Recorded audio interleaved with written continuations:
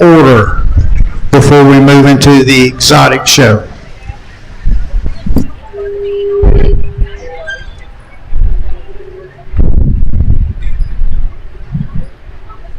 Class 1 American, Exhibitor 110 and 111. I need Class 1 American in the holding area. Exhibitor 110 is Brinley Rodriguez, Lake Creek, FFA. Exhibitor 111, Tyler Odom, Splendora Jr., FFA.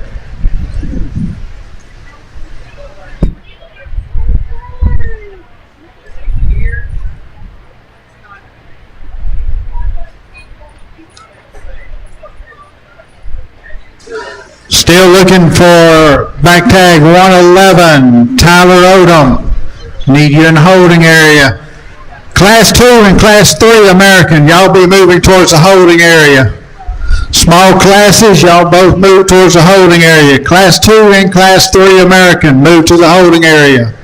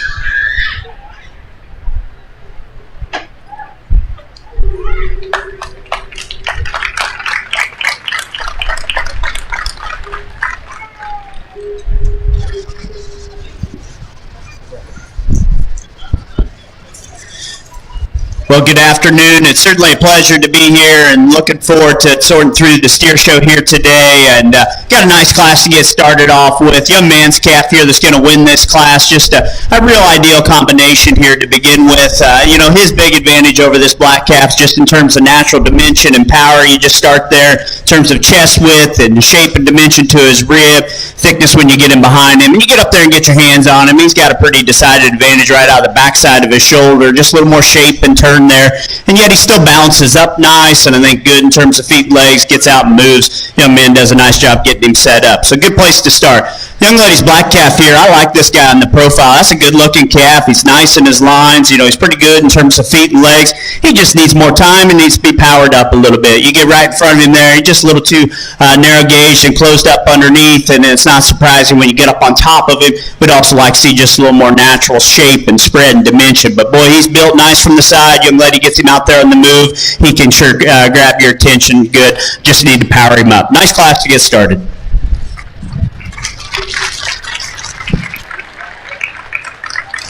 Results, Class 1 American. First place goes to exhibit 111, Tyler Odom, Splendora Jr., FFA. Second place is exhibitor 110, Brinley Rodriguez, Lake Creek, FFA.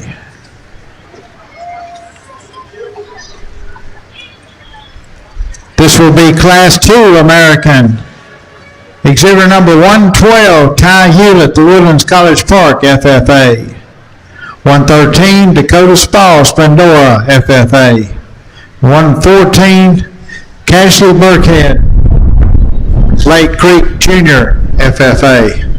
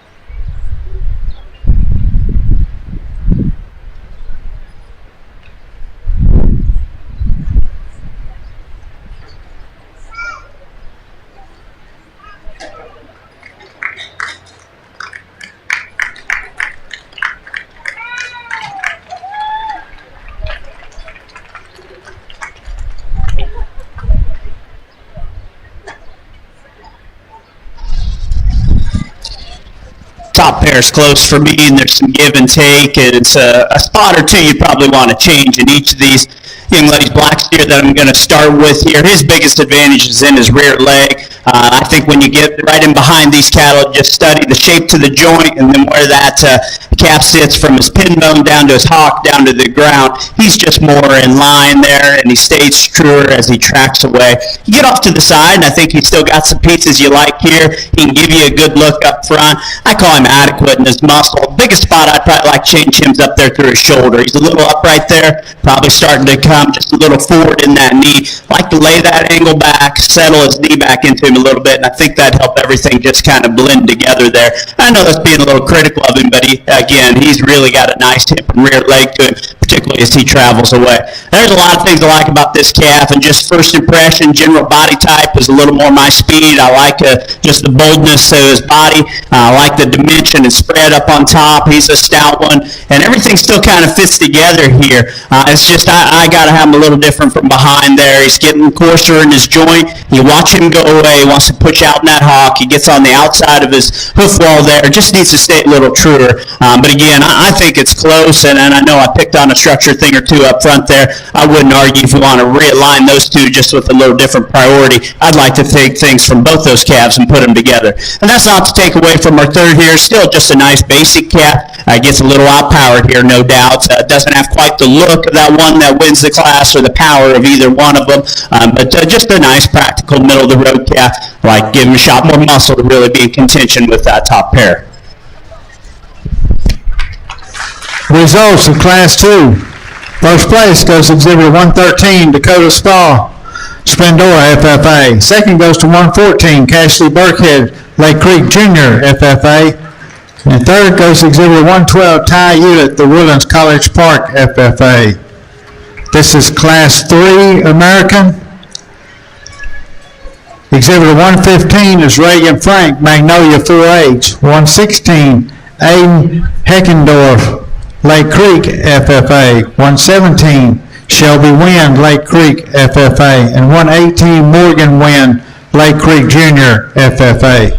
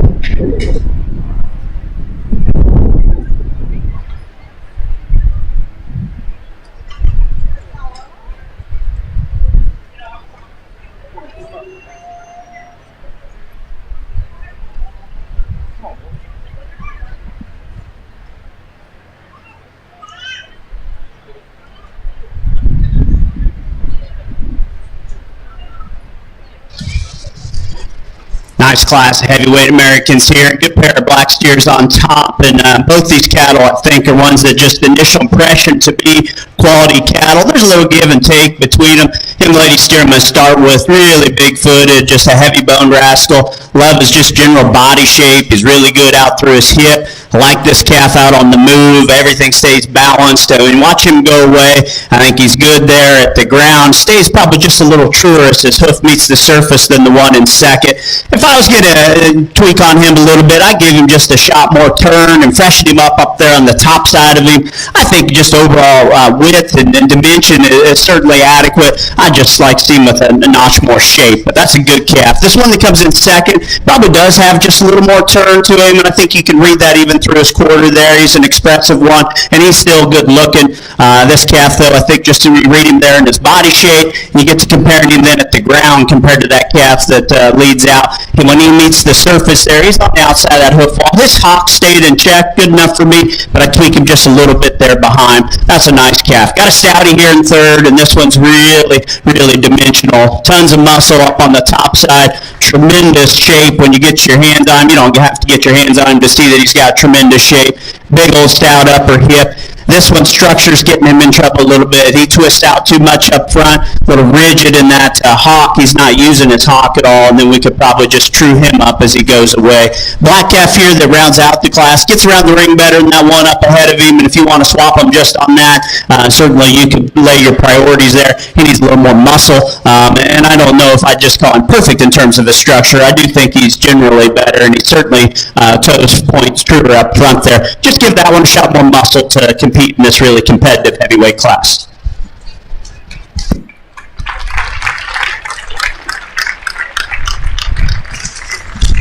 Results of Class 3. First place goes to 118, Morgan Wynn, Lake Creek Jr., FFA. Second goes to 117, Shelby Wynn, Lake Creek, FFA. Third goes to 115, Reagan Frank, Magnolia, 4H. And fourth goes to 116, Aiden Heckendorf, Lake Creek, FFA. We're now going to go back and put these calves in breed order. Out of Class 1, I need Exhibitor 111, Tyler Odom. Out of Class 2, Exhibitor number 113, Dakota Spall. And out of Class 3, 118, Morgan Wynn. This is for breed champion. Then we'll select the reserve, and then we'll place the remaining calves that are in this breed. That helps us out later on in our sale order.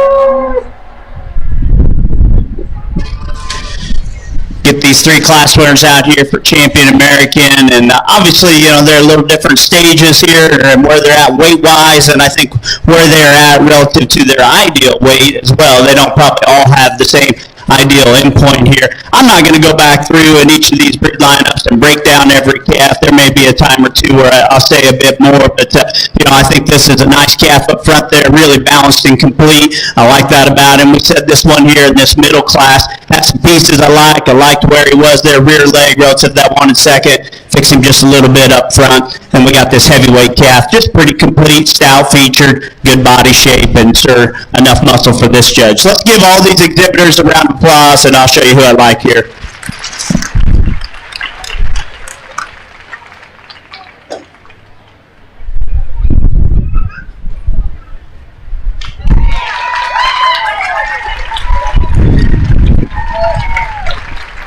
The breed champion goes to Exhibitor 118, Morgan Wynn. I need 117, Shelby Wynn, back in the arena. Reagan Frank be standing by.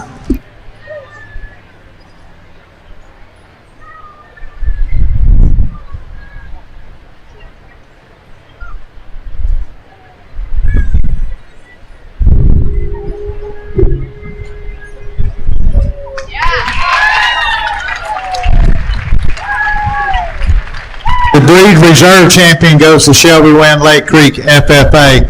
I need exhibitor 115, Reagan Frank, back into the arena.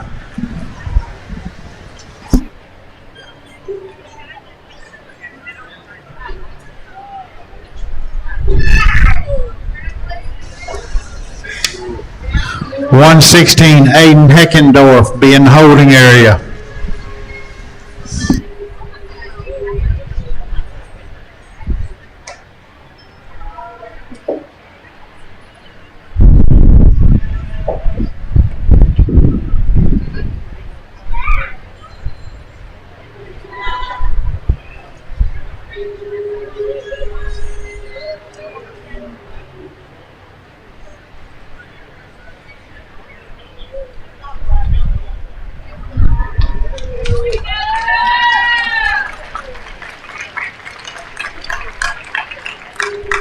That was Dakota Spa. I need 114, Cashley Burkhead, into the arena. Ty Hewlett need to be in the holding area.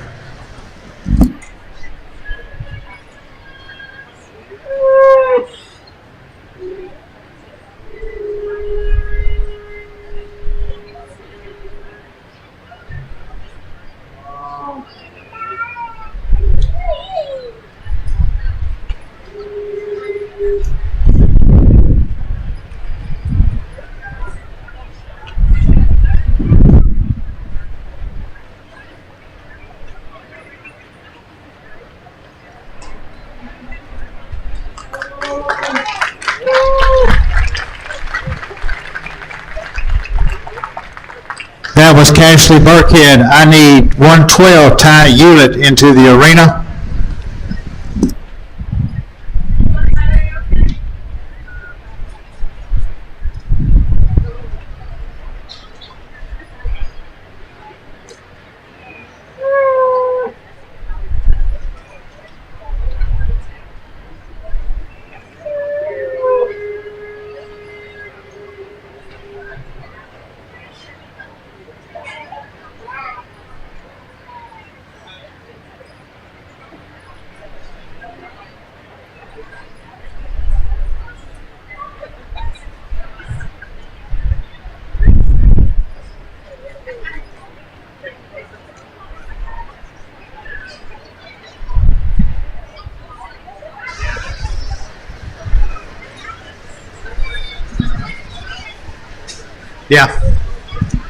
Yeah, I'm looking for Ty Hewlett, 112. You're needed in the arena.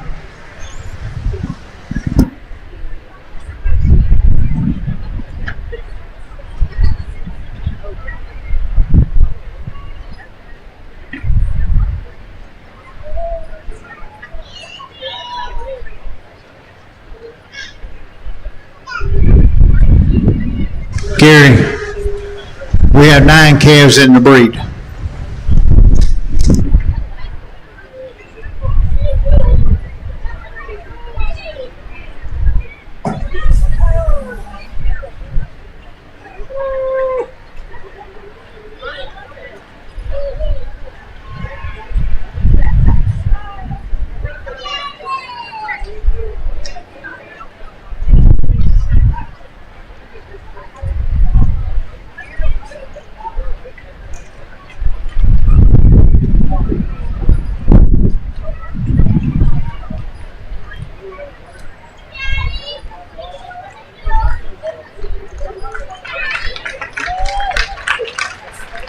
That was Reagan Frank. It's number 5.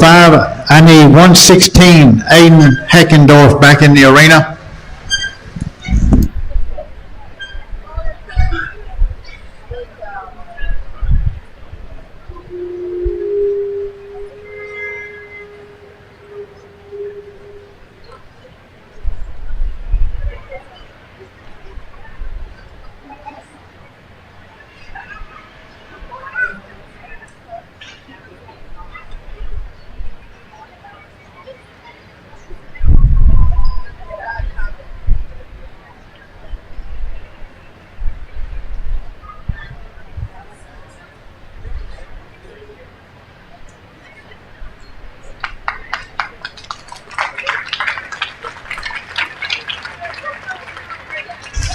That was the last heavyweight.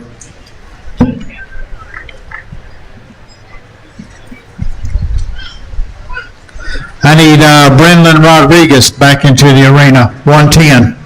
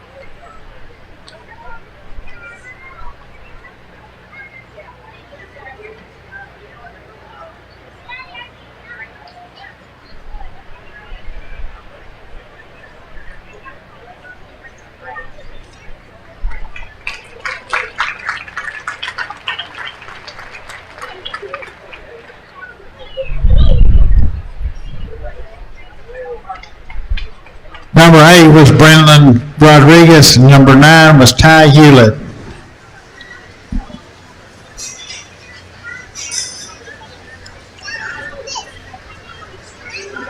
Now going into the British Class 1. Exhibitor number 119, Cambry Anderson, Splendora Junior FFA. 120, Caroline Kelly, Montgomery FFA. 121, Emily Morgan, Lake Creek FFA. Class 2 British, you need to be in the holding area. Class 2 British, into the holding area.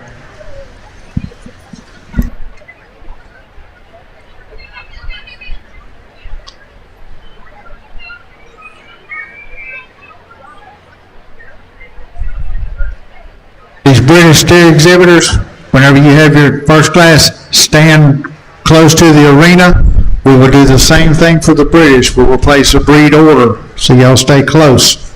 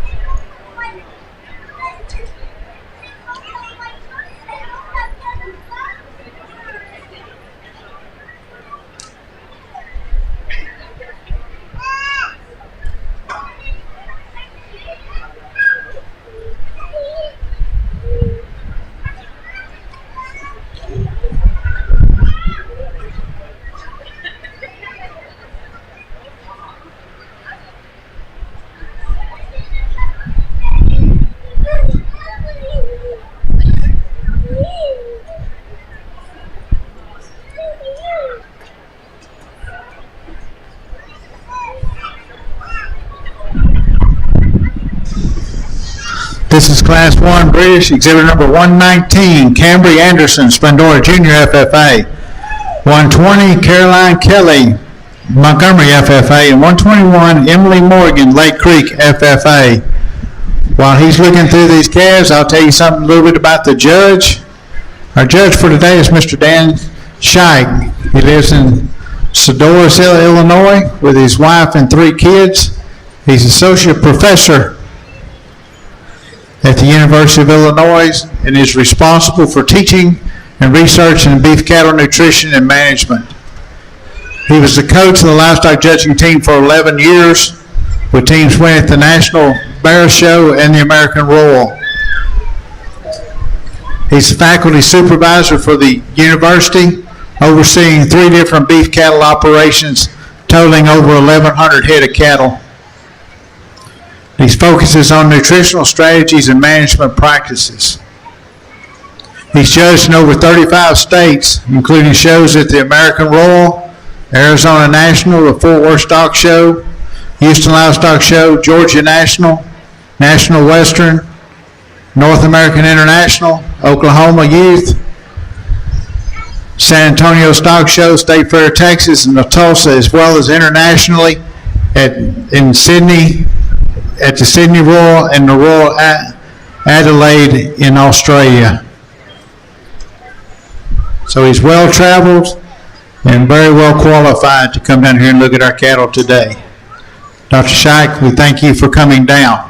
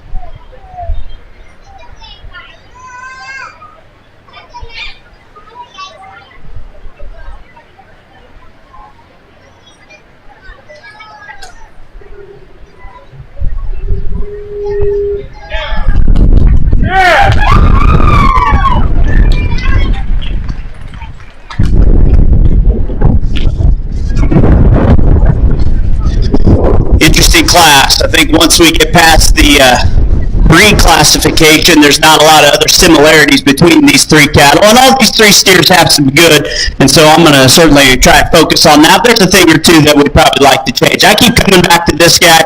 Yeah, I realize he's a bit on the moderate side, which some people really like and say that's why he needs to win. Other people say he's just barely big enough. I'm fine either way, wherever you want to call him. I think it doesn't really matter to me. He's here because he's the most right in his kind in terms of rib shape, natural thickness, and still has an appropriate kind of skeleton to him that can get out and go.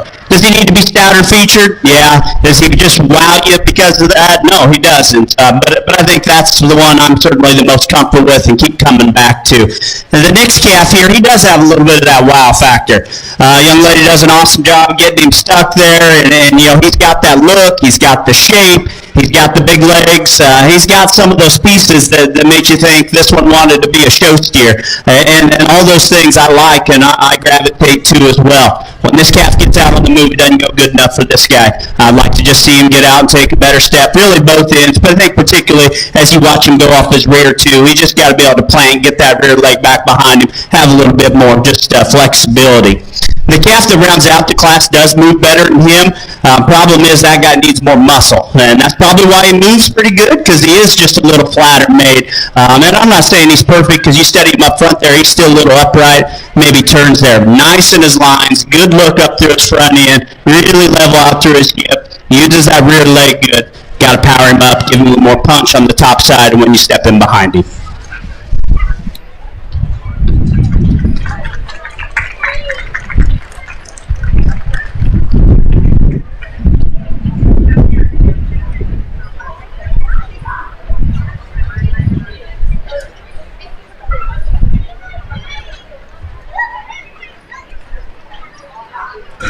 Results of Class 1. First place goes to 119, Cambry Anderson, Splendora Junior, FFA.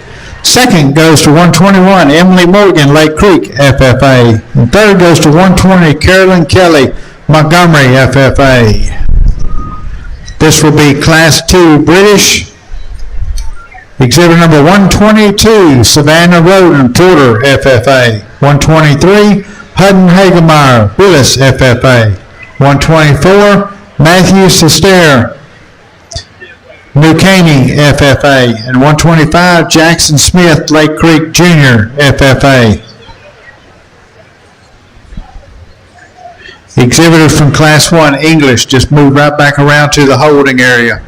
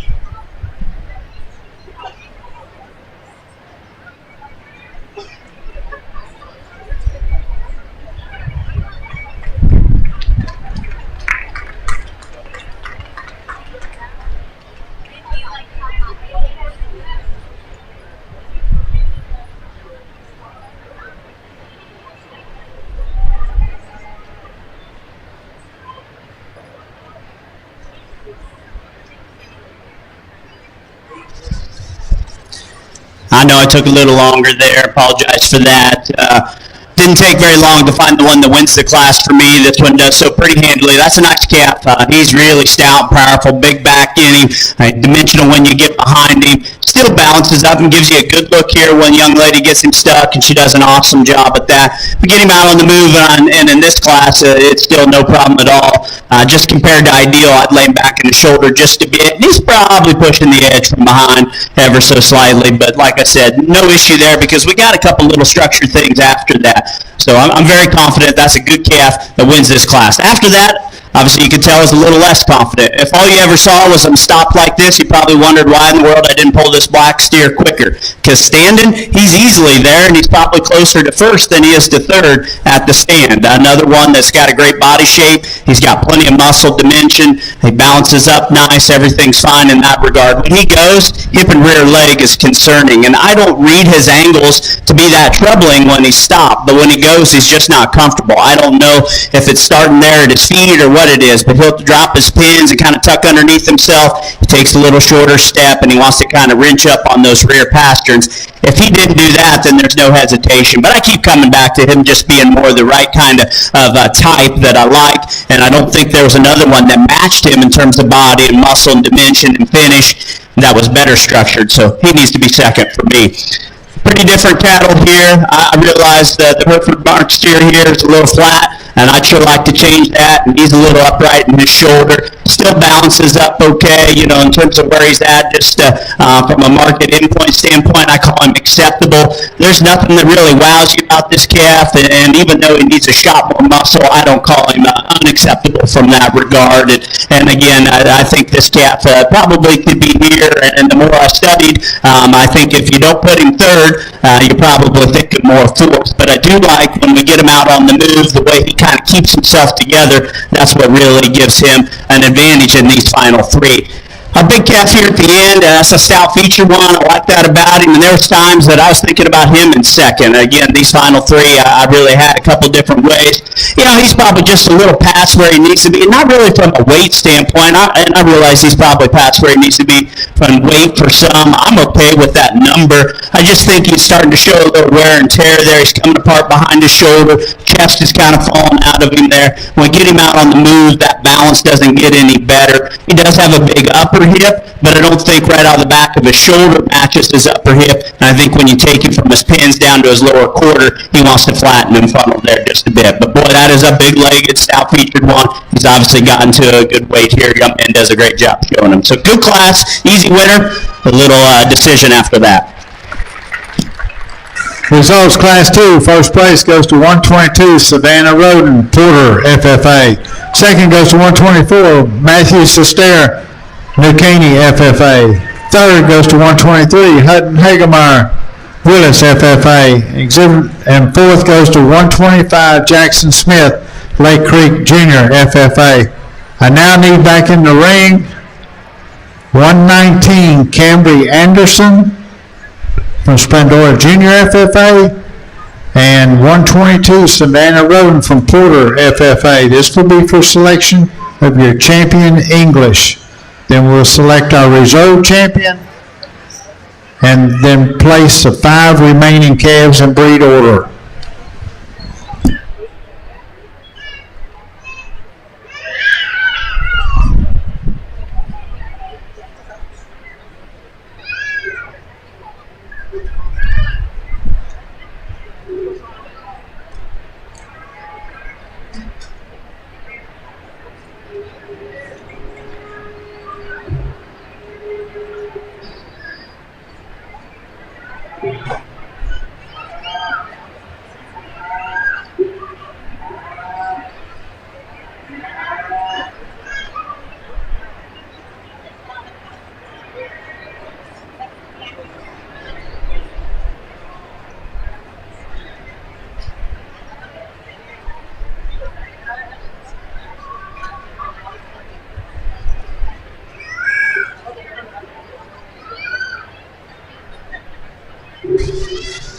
Just the two classes here, and as I said, in both those classes, a little bit of difference in type and kind.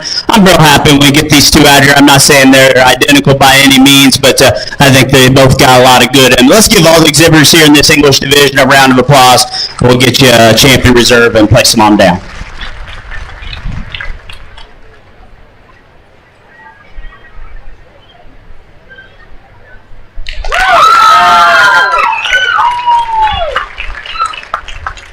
Your breed champion goes to 122, Savannah Roden. I need 124, Matthew Sester, back into the arena.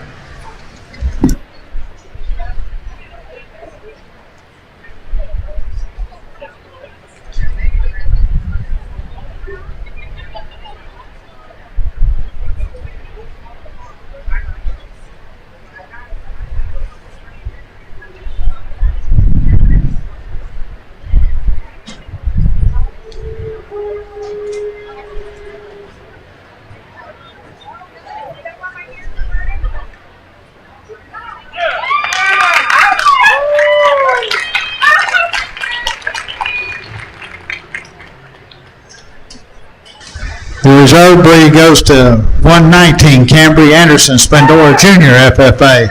I need 121, Emily Morgan, into the arena.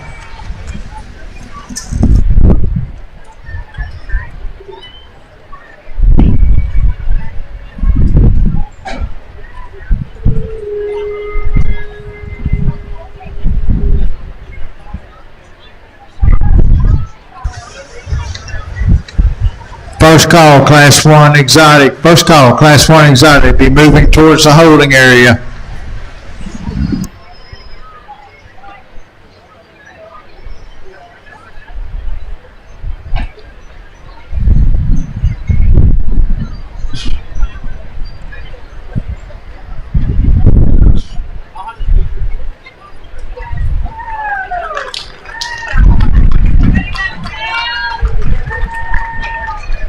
Okay, number 3 went to 124, Matthew Sester, New Caney FFA. I need 123, Hutton Hagemeyer into the arena.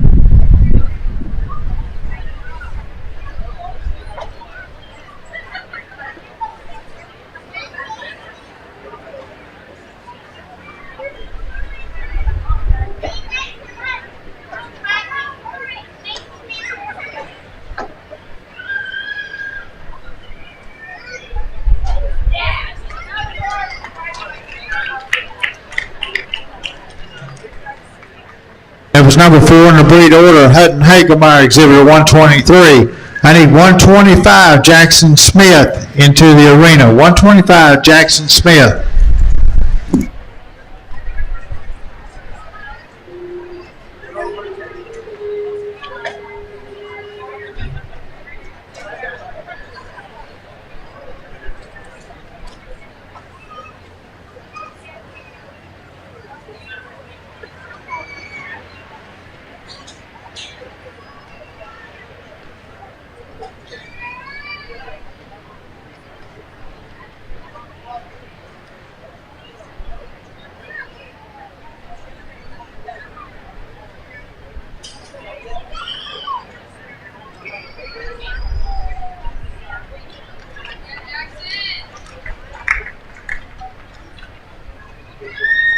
Jackson Smith just went number 5th.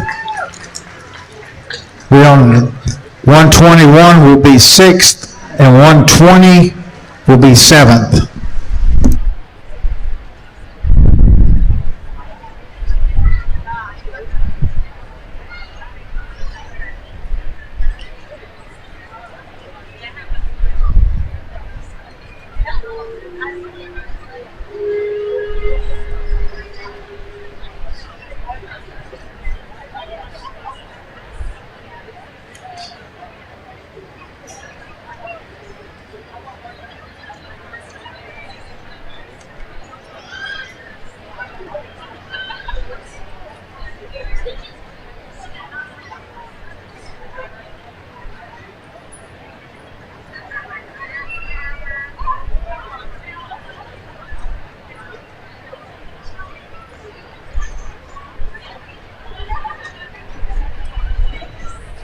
Class 1 Exotics need to be in the holding area. Class 1 Exotic in the holding area.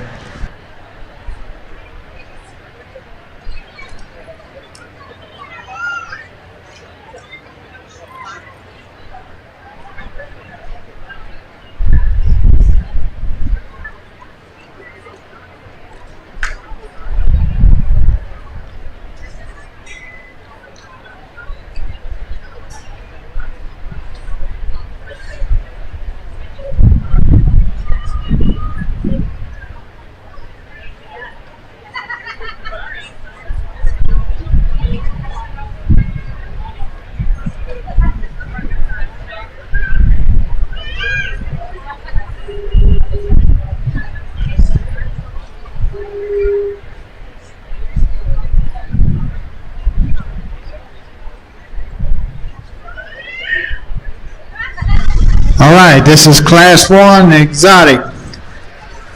Exhibit number 126, Avery Kasani, Montgomery. Montgomery FFA. 127, Lucy Griffin, Montgomery FFA.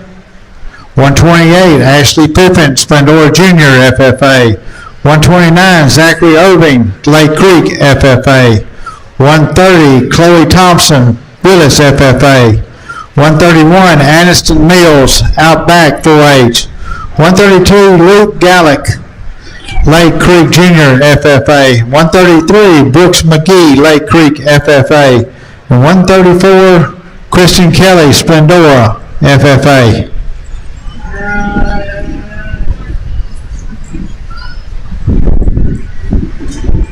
Class 2 exotic, be moving toward the holding area. Class 2 exotic, move towards the holding area.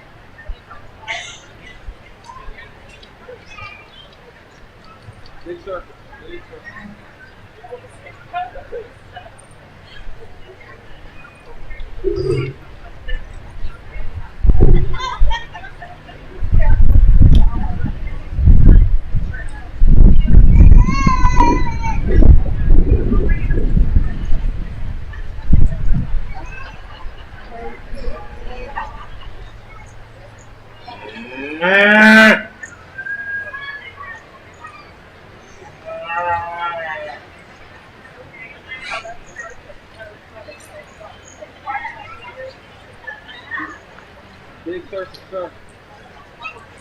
Sir, come this way. Come this way. Come this way. Big circle. Right up here.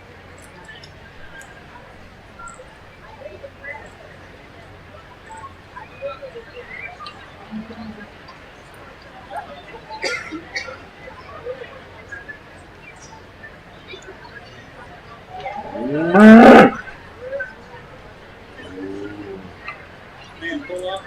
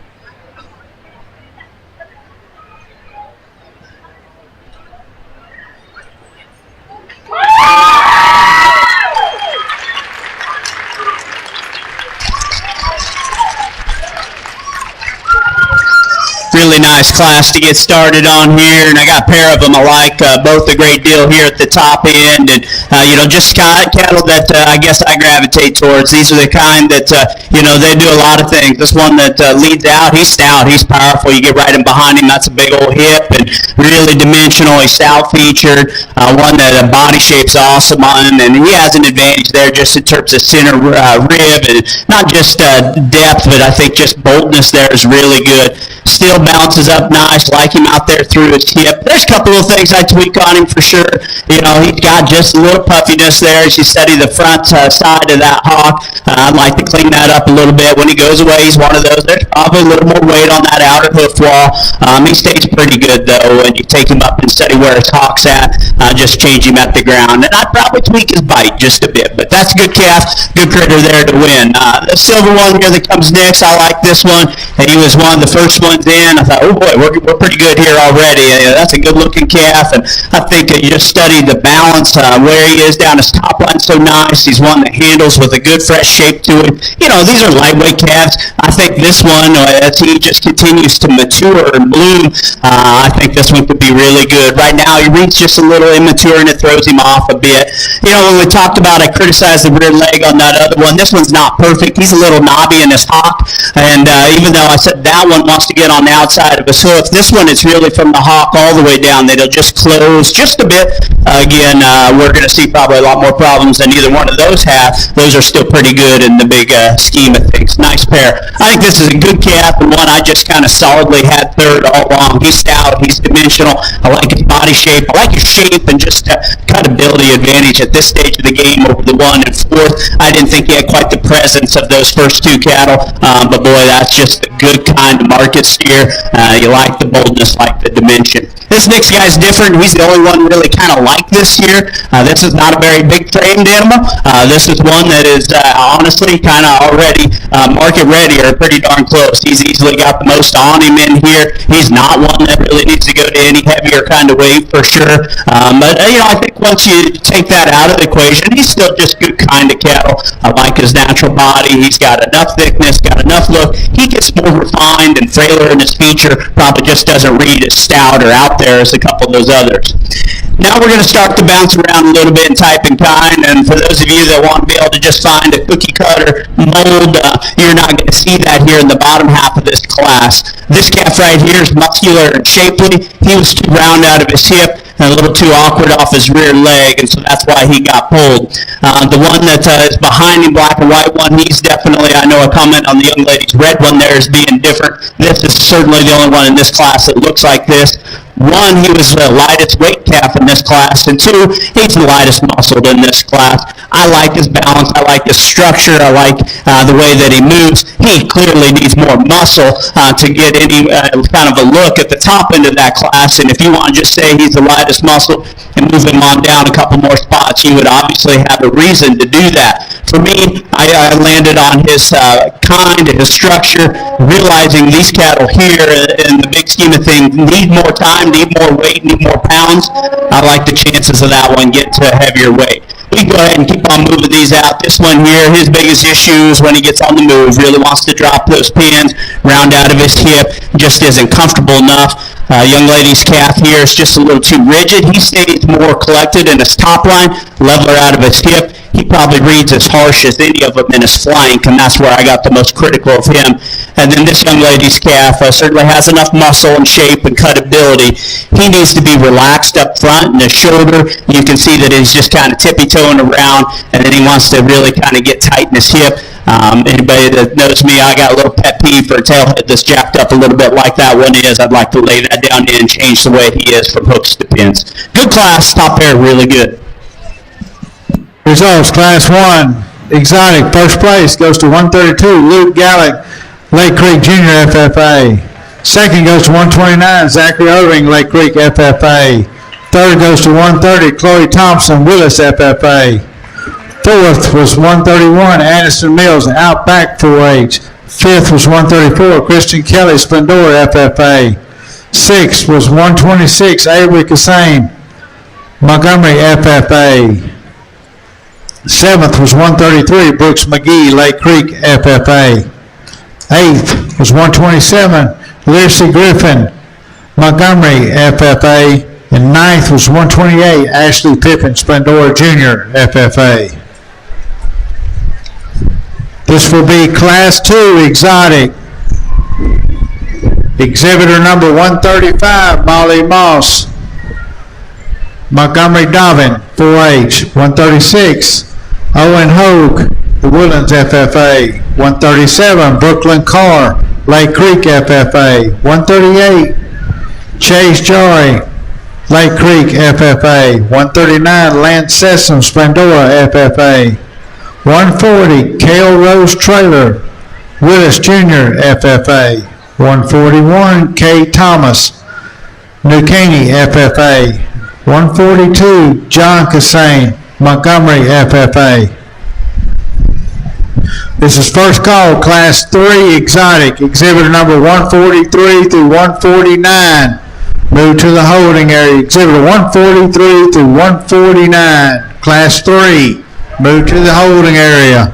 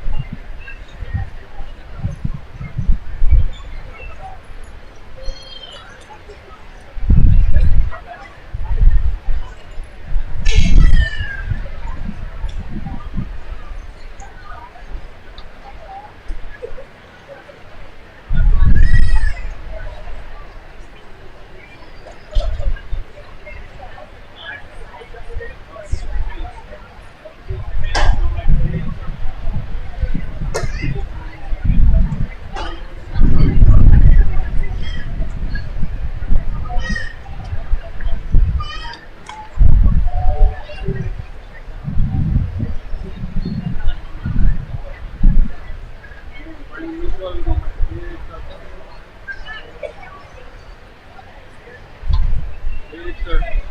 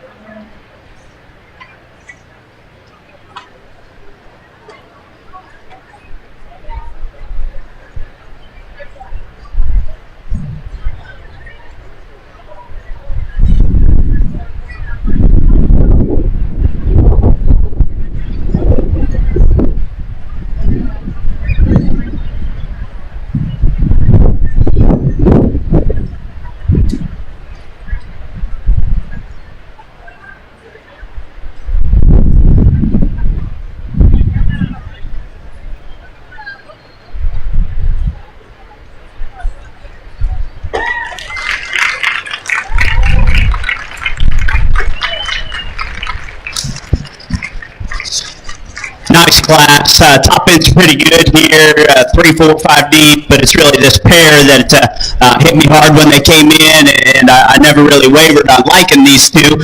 I tried to stay non-committal on which one I like better to the end, and I think it's close. I'll tell you where their differences are. This calf that is going to win this class, one of his big advantages, it's just the length out of that front end, the way his neck ties into his shoulder, the way he can keep his head up and keep that right when he goes. I like, man, he handles awesome. That's an awesome back shape in that one. He's fresh and like the way he's turned there. You know, we could drop his flank a little bit, probably change him out of his hip and rear leg just ever so slightly. I think that would change that just impression here from the side. But that's a good looking one that's muscular. I think both these cattle are sound. They both have a thing or two you tweak. I love this one from that foregrip back, and his front end's not bad by any means, but he has a little shorter neck. When he goes, he probably wants to just stay a little more level-headed, but that calf's got a really nice hip set to him. I think when you study the rear leg from the side, I like it. When he goes away, maybe you can change it just a bit. That's getting pretty picky on one. Again, awesome body shape in that guy. I love the way that rib sits in him. He's got plenty of muscle up top, maybe not turned up or quite as shapely as that first one, but still real good in this class.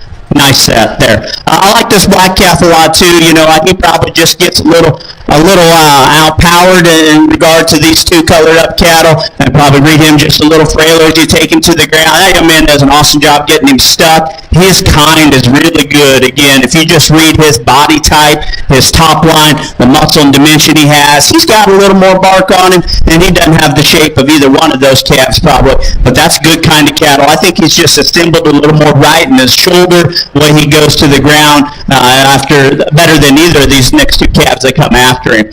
The white one here is muscular, he's shapely, he's high cut ability. We need to change him out of his front end. He gets a little upright in his shoulder. He gets a little tight and restricted behind there a bit as well. I think it just throws him off in terms of his balance. I still think he'd read him in his top line and the way his neck ties into his shoulder. I give him the edge over the red and white steer that follows him. This red and white calf initial impression to me was pretty good in terms of when he stopped there and you get him behind these cattle because he's stout, he's powerful, he's dimensional, he's kind of rugged in his makeup. I like that about him.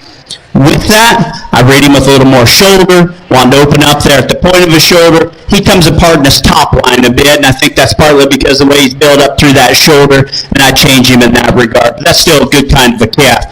White steer that comes next year, one that, again, has enough dimension, has enough power. When this calf kind of gets put back together, he looks like one that should go a couple spots up. There's a few times there, and the young man's doing a good job. This calf's just, I think it's the way he's assembled. Those front legs will get to spreading out, get to turning. He'll get to stand a little awkward behind. We just need to true him up in terms of his running gear there, because if you just look, take him from the bottom line up there, that calf's type probably fits 2 spots higher than where I got him, but it's all because of where he goes to the ground. Young man here in the pink shirt, this calf here probably does toe just a little truer, like that about him. He just narrows up and flattens up. We need to stouten him up, give him more power to run on up in this class. Round out with a red one that's nice in his lines and can give you a good look, jet level down his top. We need to open this guy up at the base of his skeleton. He's probably a little too stilty off either end of it as well. Just like to give him a little more flex and comfort as we go. Nice class. Top end continues to be very, very good. Results, Class 2, Exotic. First place goes to 139, Land Sessom, Splendor FFA. Second goes to 140, Kale Rose Trailer, Willis Jr. FFA. Third goes to 136, Owen Hogue, the Woodlands FFA. Fourth was 135, Molly Moss, Magnolia Darling, 4H. Fifth was 137, Brooklyn Carr, Lake Creek FFA. Sixth was 141, Kay Thomas, McCaney FFA. Seventh was 142, John Cassane, Montgomery FFA. And eighth was 138, Chase Jory, Lake Creek FFA. This is Class 3, exhibit number 143, Rowdy Trip Crab, Magnolia 4H. 144, Ashton Penton, Splendor Jr. FFA. 145, Rowan Frank, Magnolia 4H. 146, Jackson Moss, Montgomery Darling 4H. 147, Caleb Rodriguez, Lake Creek Junior FFA. 148, Brooke Seal, Splendora FFA. 149, Wade Wells, Splendora Junior FFA. Class 4 exotic, move to the holding area. Class 4, be moving to the holding area.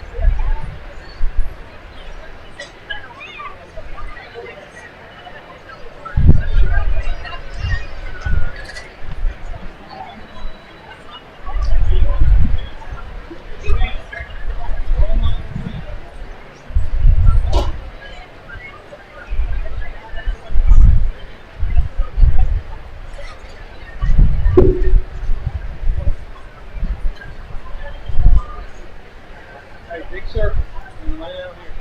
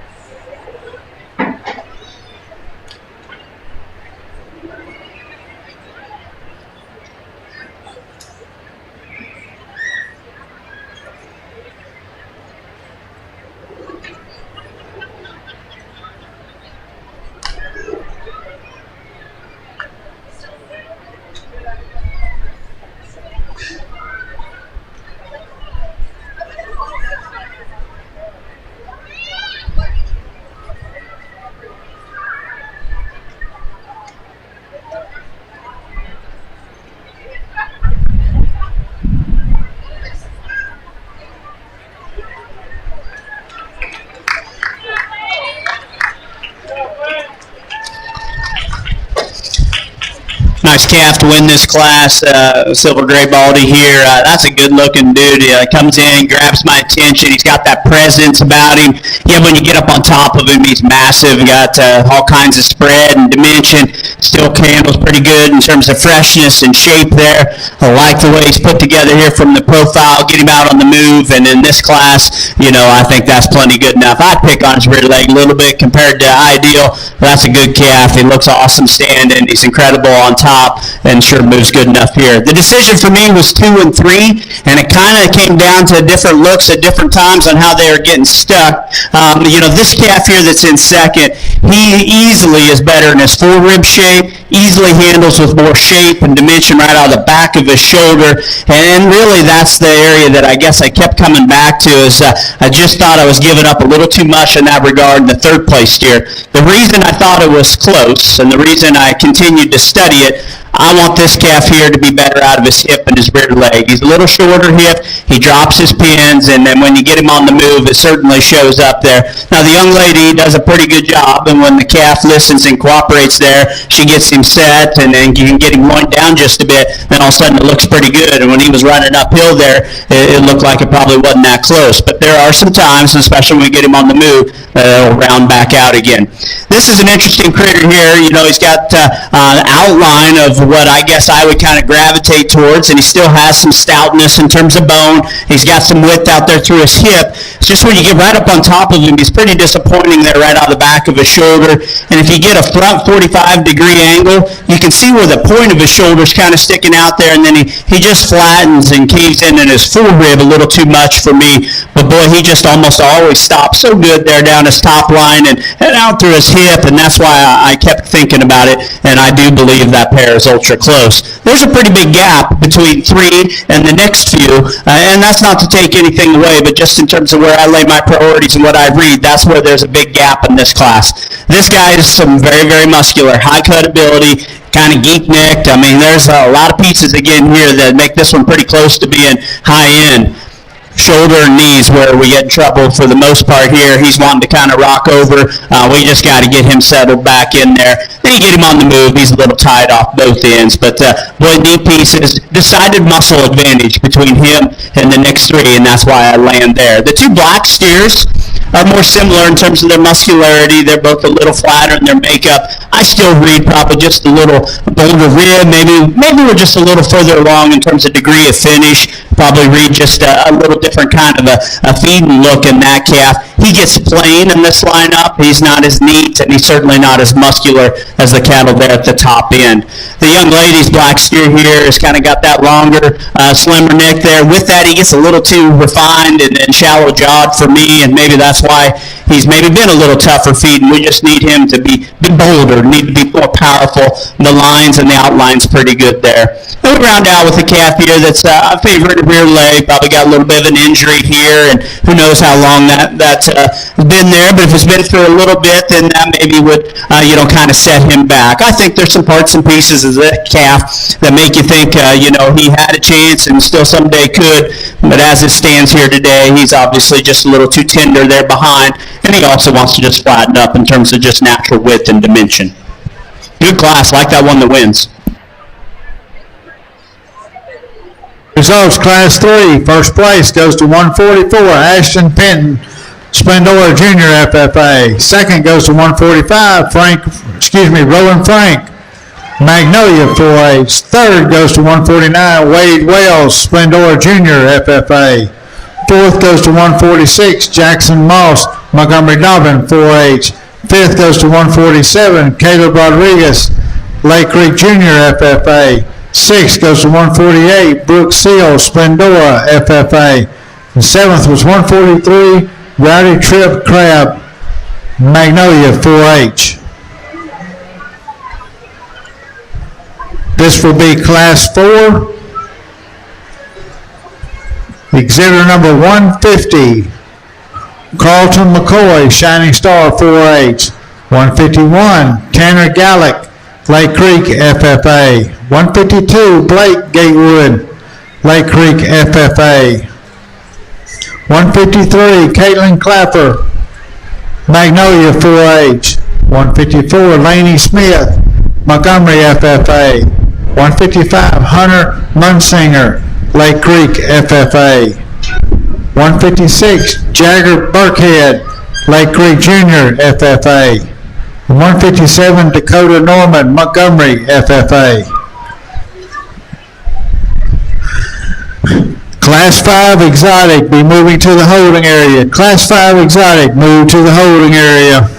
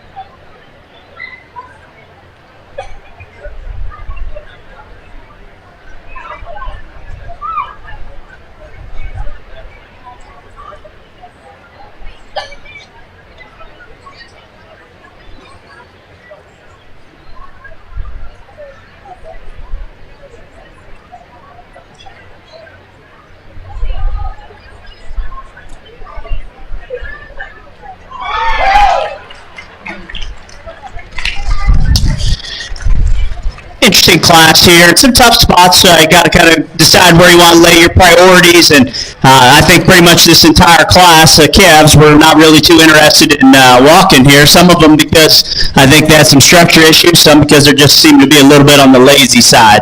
And I guess that's where I'm going to lean on this first one. That I think his angles read pretty right. I'm not saying it's perfect. I think he's just kind of a deadheaded one that just won't get out and go. I love the body shape in this one. It lays foundation for a big, big back. He's so good in his forearm, so good out there through his hip. Three-dimensional kind of a view when you step in behind him. Is he the neatest necked, slickest chested one in here? Nope, he's not. And I like him good looking, but in this class, his kind, his body shape, his dimension and power is where I thought I needed to land.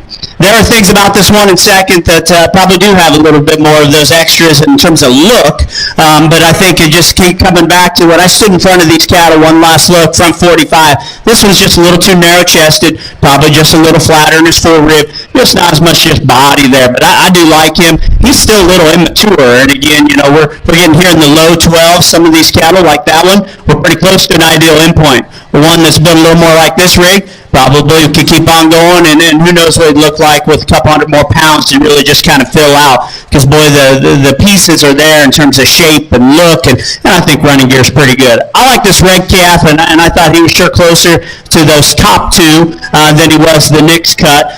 Where he got in trouble was he just flattens, doesn't have as much muscle. I think he's just a little flatter in terms of rib and quarter when you step in behind him. I like the way he's built. He's better jointed, better structured than the Knicks two cattle. Certainly set back in more appropriately in his knee. These next two guys are really the next few. We got a few structure things you got to sort out. This white one here, he's stout, he's powerful. The body shape's right, the look's right. Again, if you just look, take the legs off, this is the kind that would be up there in the first, second, third hole. He's a little forward in his knee. He's too big and coarse and puffy about his hock. And just need to get him out, get him going a little better for me. Black steer's got a little issue both ends. The longer he's out here, the more he gets in trouble up front, just camping out there. Shoulder's too straight. You can see his knees really rocking forward there. I think that he has more issues up front than he does behind. He's cleaner in his hock than that guy. I wouldn't say he's perfect there. If we lay his knee and shoulder in him more correctly, then I think he probably fixes his top line. All of a sudden, this is a calf that's probably up there in those first 2 or 3 spots. And again, we just got to get him a little better there.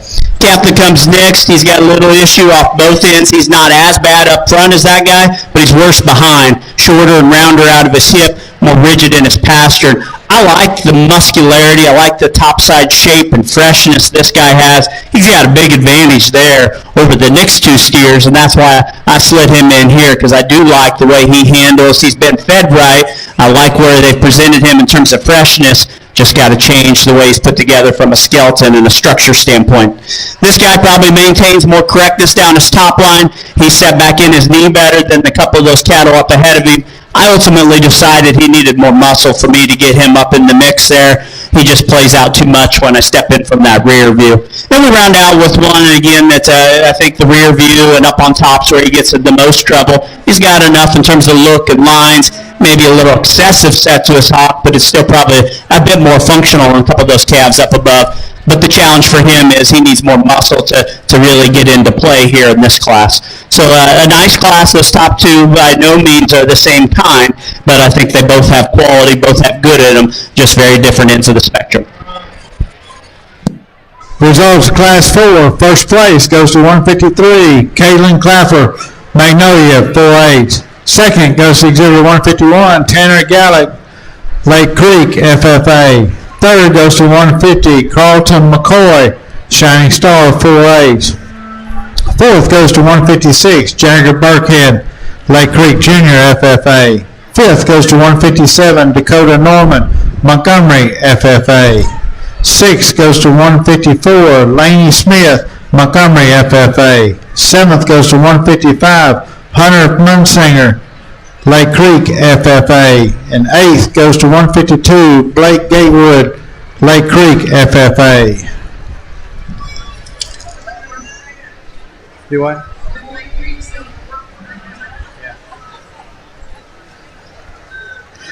This is Class 5. Exhibit number 158, Brody Robb, Montgomery Junior, FFA.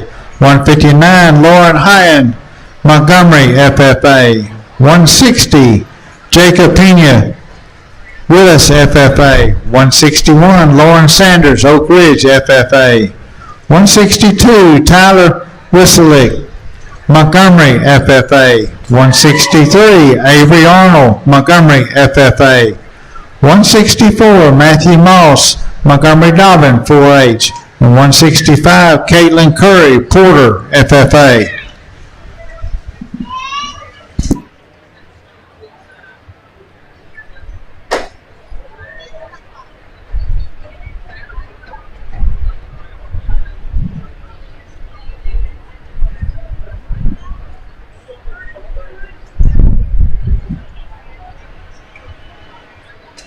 Class 6 Exotic, move to the holding area. Class 6 Exotic, move to the holding area.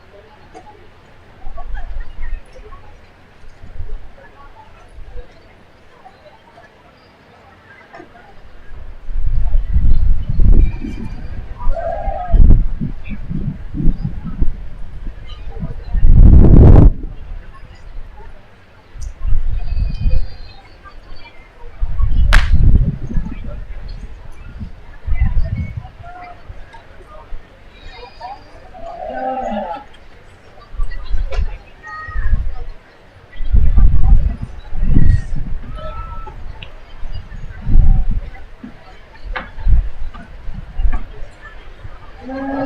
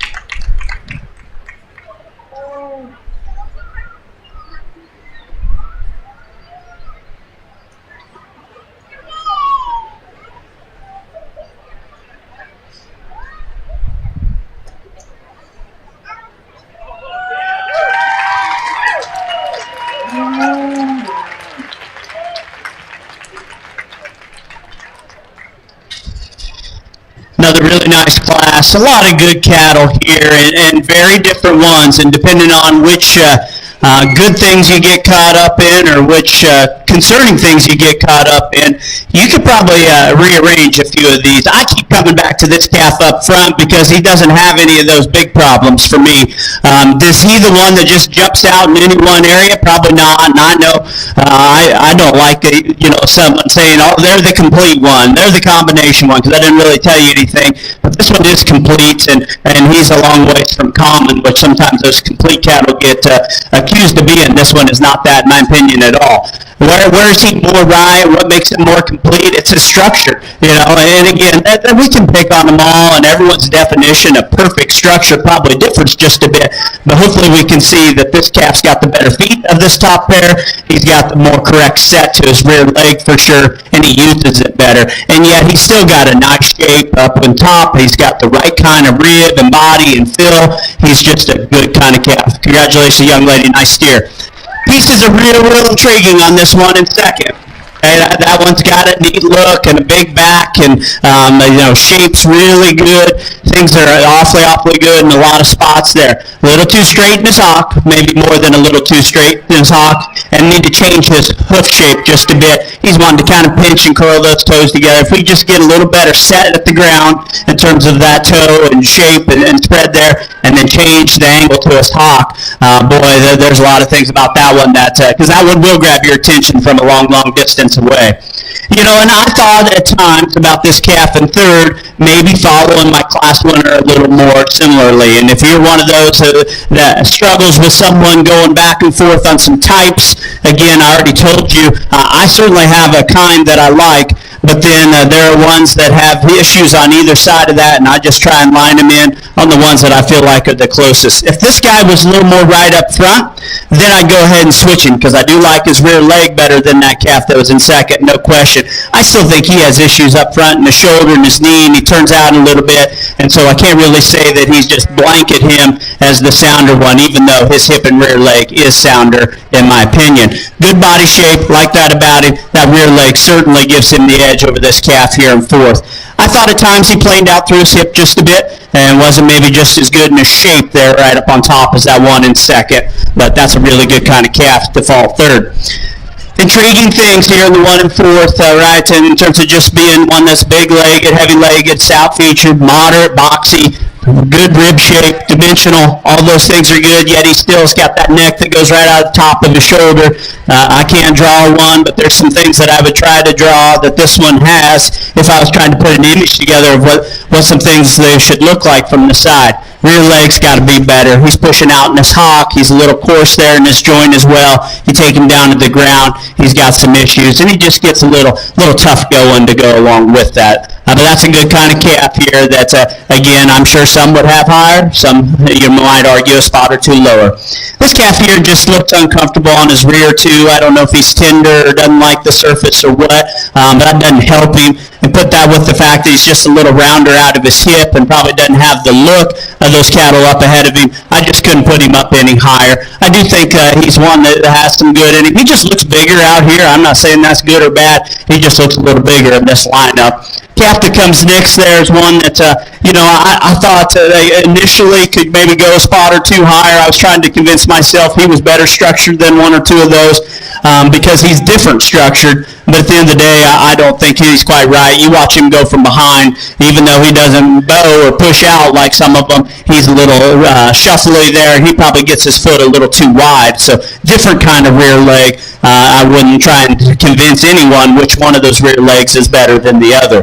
Calf that comes next, just good, basic kind of calf. Good body, looked like he's been easy feeding. I didn't read as much muscularity in that calf. And then we round out with one that's a little bigger frame, just a little harsher in his look. I want to moderate him, give him a little more body and natural thickness. Really nice class, a lot of differences up there through that top end. I think we land on one that's just pretty good in all aspects.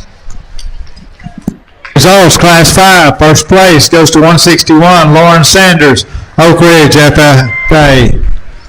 Second goes to Exhibit 163, A.V. Arnold, Montgomery FFA.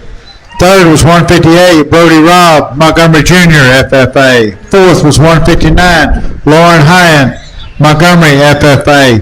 Fifth was 165, Caitlin Curry, Porter FFA. Sixth was 164, Matthew Moss, Montgomery Dobbin, 4H. Seventh was 160, Jacob Pena, Willis FFA. And eighth was 162, Tyler Weselick, Montgomery FFA.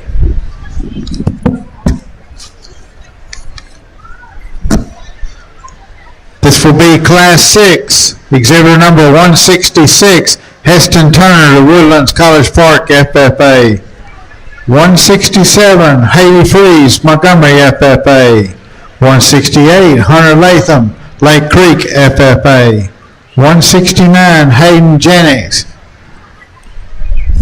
Lake Creek FFA. 170, Cameron Mason, Champion 4H. 171, Shelby Lee, Lake Creek Jr. FFA. 172, Bailey Traylor, Champion 4H. And 173, Natalie Benner, Montgomery FFA. Class 7, move to the holding area. Class 7, be moving to the holding area.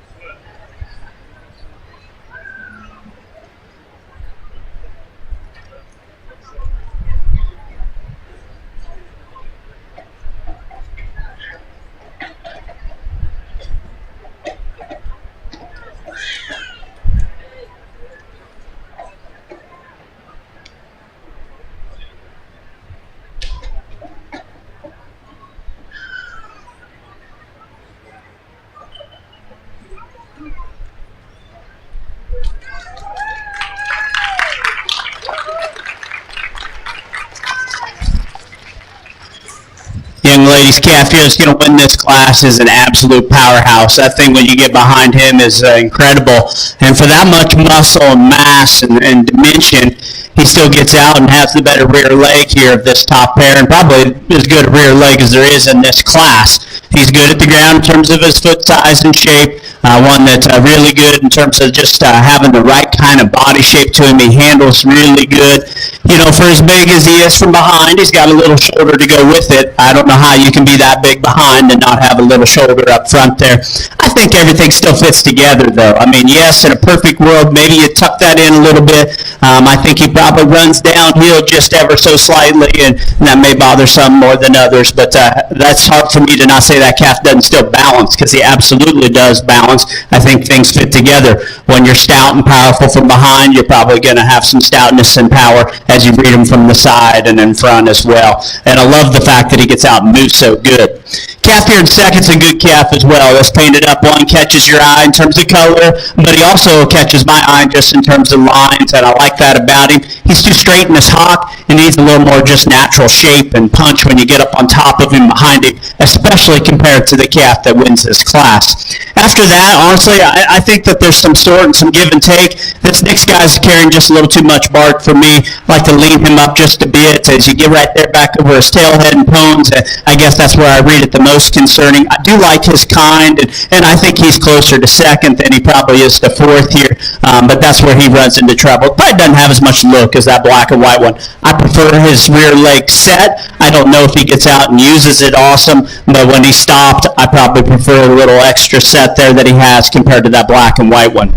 I'm not sure what the issue is here. I think we're probably just a little sore-footed. He's just favoring this right rear leg, and you see a little swelling, puffiness there. I don't know if we had a little foot rot or have a little, or maybe he stepped on something. If this calf gets out and moves, he goes up a spot, and maybe two for some, because I think there's a lot of good in this guy. Young lady does a great job getting him stuck here, and he balances up. He certainly, for me, is more right in his top line, more right in his proportions than that gold one that follows him. But you can just see as he goes here, he's just got a little hitch in his get up there that's going to keep him from getting any higher. calf that comes next here has got some neat pieces, but he's piecey. He gets a little off behind his shoulder, probably a little rounder out of his hip. I do like the shape and the cutability that he has, and as I picked on that calf up there in the third spot for maybe having a little bit more on him, I think this one's going to cut good. Just gets a little too piecey for me. Red and white one bounces up better, and you might want to swap that pair just because he's more right in his lines. A nice moderate-sized calf that fits together and is proportional.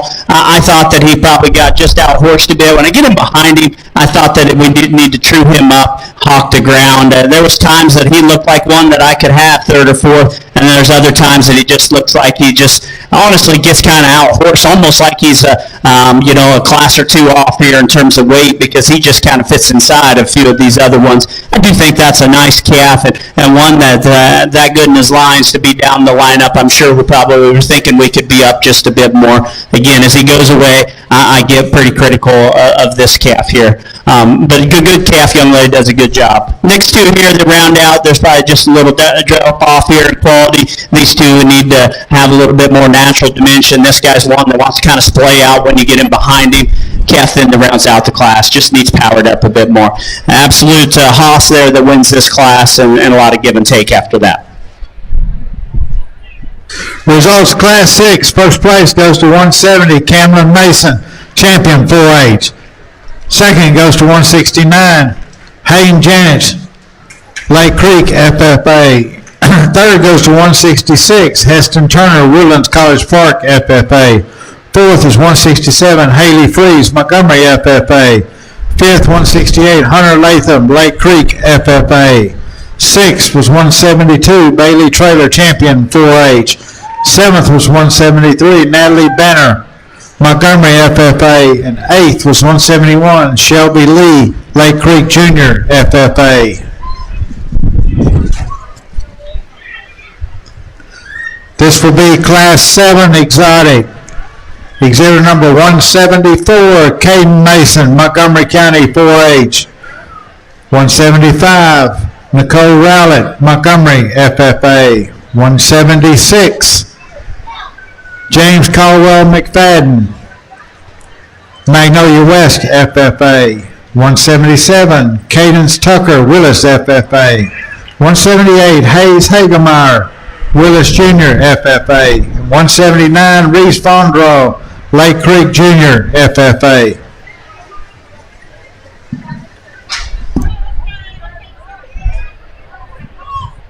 Class 8, you need to be moving to the holding area. Class 8, you need to move to the holding area.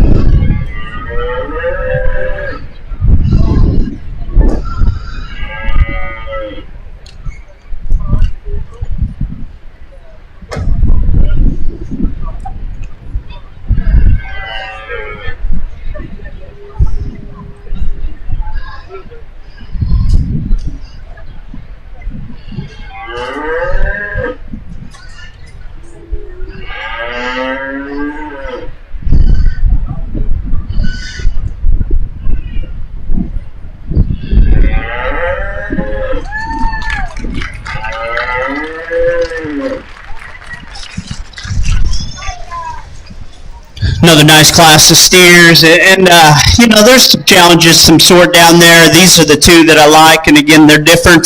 If we could kind of merge these two, I think you could probably hit just about any judge that steps into the ring. This calf that wins has some similarities to the one out of the last class in terms of this thing is incredibly stout and powerful. When you get up on top and behind him, that is so impressive. And you kind of wonder, can one with that much power and punch have any kind of look of balance or movement or quality? And he does. Is he perfect in those regards? Nah, I tuck him. For me, I tuck him in about his shoulder just a little differently. But boy, that thing is incredibly stout. He gets out and moves. His feet go the right direction. I can put him on a bigger foot, but maybe part of it's just he's so big up high, so powerful, so wide base that just relatively speaking, it's hard to make that foot look as big. But that's a good calf. Now, so why do I even think about this white one? Well, his lines are awfully good, and if you just want to sit out here and profile judge these steers, not saying that you should, but if you want to, at least this judge could get to liking this calf. I think you can see that he probably has some issues, though, because as I read him up through his head, I get a little concerned. He's too refined there about his jaw. I love his body depth, his lines, and he reads with enough turn to his quarter from the side, but when I read his head, I wonder if there's enough, and I get up on top of him, and right out of the backside of his shoulder, and there's not enough for me here today. He just needs to be stouter. I'd like to see him just be broader in his build. I think that could start with his muzzle and his head. Not that we're going to place him on the head, but it's probably a pretty good indicator of what's behind him there. That's a good-footed, good-legged one that moves nice, balances nice, needs more muscle. Then we get to just a few more different types and kinds and odds and ends. I come back to this one as having more presence, more balance than the calf that follows him, and I think that he's probably a little more true in his shape. He's not powerful, but I think he's more right in terms of his shape and cutability. This next calf here, there was times that I thought this is a solid calf, and then there was times that I just read him a little plain, probably a little off in his composition, and that's ultimately where I land on my read on him. He's kind of pushing a little fat right in there behind his shoulder. I wonder how much of that spread we see up high is genuine muscle shape. He stays better in his top line. He's better out of his hip and his rear leg set than the calf that follows him. This calf here is piecey.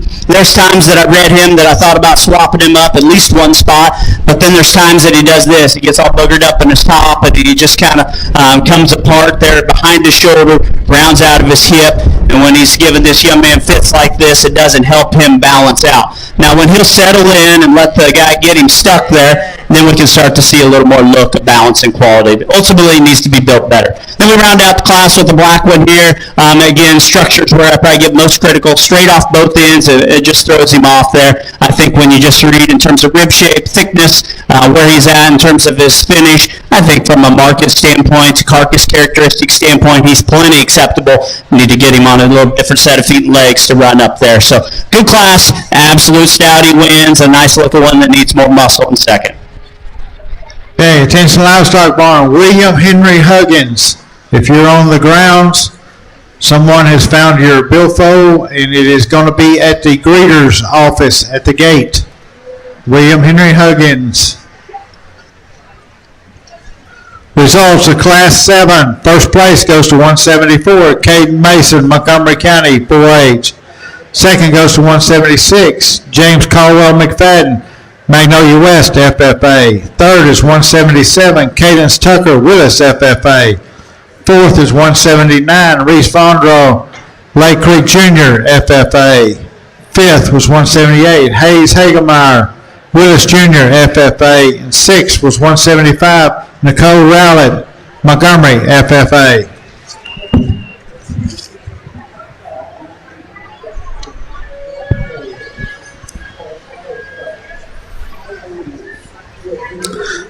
This is Class 8 Exotic.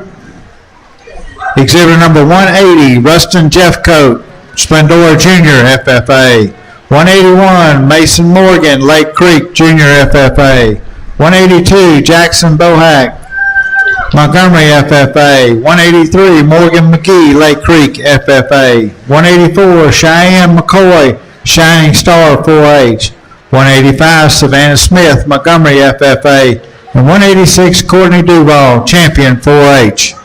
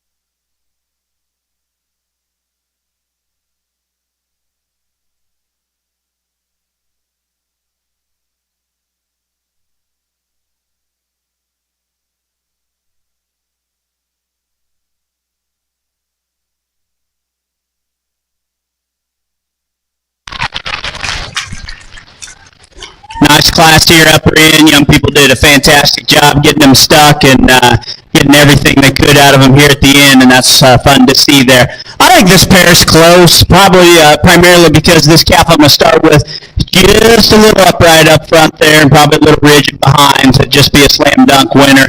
He's the one that had the look and the presence and the shape and the wow factor. He grabbed me, just right out of the gate here when he came in. And I was just trying to decide if am I going to beat this one for being a little too straight, and if I'm going to do that.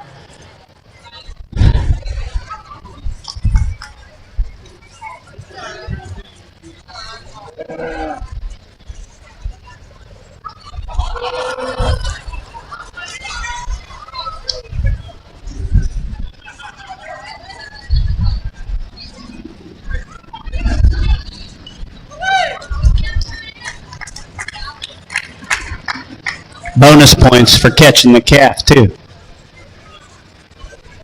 No, he's a good calf. He's good looking, good shaped. Like I said, just settling back in a little bit. Young man did an awesome job with his calf, and he's one that just grew on me. I never disliked him, but the longer we're out here, he's just had fewer problems than some of the others, and he just kind of worked his way up. Young man kind of settled in here, and he got him stuck pretty good there right at the end. Made me scratch my head and think hard about it. At times, this calf can get a little easy in his top line. He'll kind of open and come apart just a little bit there, and that probably detracts him just a bit in terms of his balance. I do like that rear leg a notch better than the calf that wins. Probably step back in his knee just a little better than that calf that wins, but that just doesn't keep his lines quite as good. Probably didn't have as much just spread and shape up high there, but nice calf. This guy here is a rear leg away from being right up there at the top end, and actually so many of the ones that I picked on the rear leg, they're too straight or maybe pushed out in their hawk. We haven't seen one quite like this. This one just has too much set, right? He's a little boomerang-legged, as you might say, a little slangy, but and he gets down on those rear pasterns there. It actually doesn't impair his movement near as much as some of these other rear leg issues we've seen in other classes and that we have on down the line here. As much as anything, it probably detracts from just his eye appeal and his balance. It does affect his movement a little bit. I like his body type and his kind. For me, he's way closer than second, and I never really thought about having him much lower. I know for others, maybe one look at that rear leg, and you may not want to have him up that high. But I like that calf. This one that comes next, biggest one in the fair, young lady, got her goal accomplished there, and he's a good calf for a big one. I appreciate taking him to this weight because he's got a little more frame. If we tried to keep him down at 1390 or something, he wouldn't have looked right. This is the weight that he looks more right at. Oh, he didn't like something there. So I commend you for feeding him to that. Biggest issue is right here that I'm looking at. When you get in front of him, he wants to come in his knee, and he turns those front feet out. If we fix that, we could probably move him up a spot. Calf that comes next, actually just that first image of balance and body lines isn't all that bad. You get up on top of him, compositionally this calf gets in trouble. He needs more real muscle, need to lean him up a little bit. I just think once we peel that bark off, there's not as much just natural shape. Nice profiling, nice line. I like all that about him. Compositionally, he needs to be better. Black steer that comes next, one that wants to round out of his hip a bit, probably gets just a little frailer in his makeup. He may be a notch leaner than that calf just ahead of him. I don't know if he has any more muscle. Then we round out the class with the black calf here that, when she gets him stopped and set up, I don't mind him all that much. When he goes, rear leg and hip gets him in trouble. He rounds out there, hooks to pins, and gets a little too rigid, hawk and pastern. Nice class there. Interesting pair up top.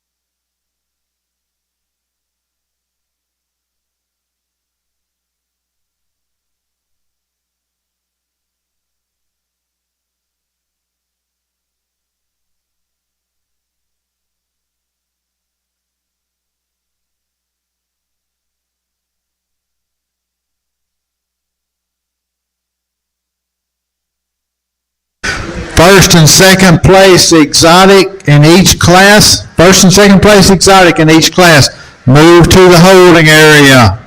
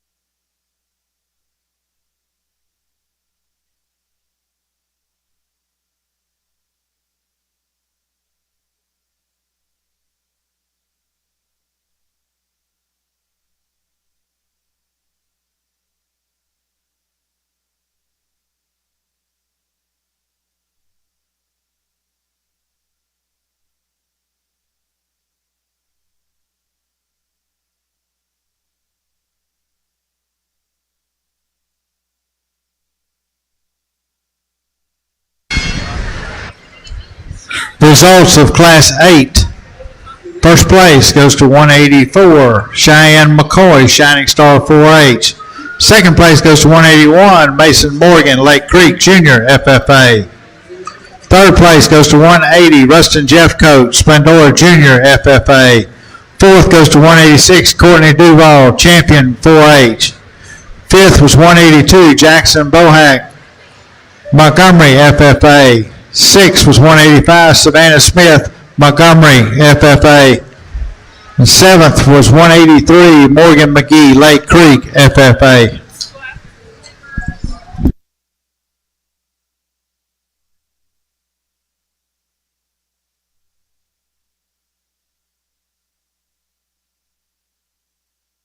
We're now going to go for a selection of our champion exotic and the reserve champion exotic. Then we'll move directly into the champion overall and reserve champion overall, and then start the sale order. I need out of Class 1, 132, Luke Gallick.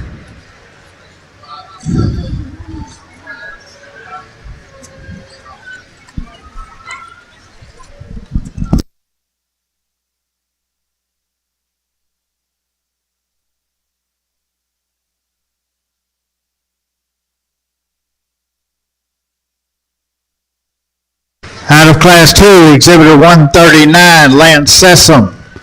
Class 3, 144, Ashton Penton. Out of Class 4, 153, Caitlin Clapper.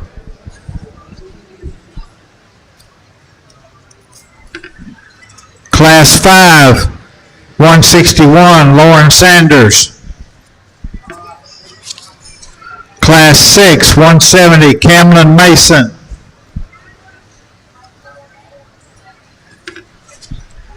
Class 7, 174, Caden Mason.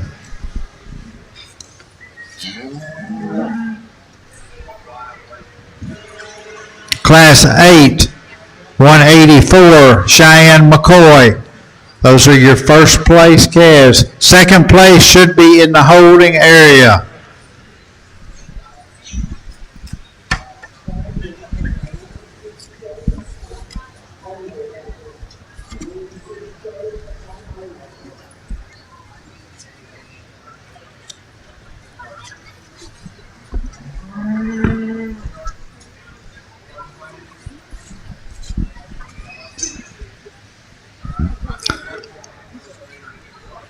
Okay, American Division. I'm going to ask for the first three in your division to come up. I need the breed champion, 118, Morgan Wynn. The breed reserve, Shelby Wynn. And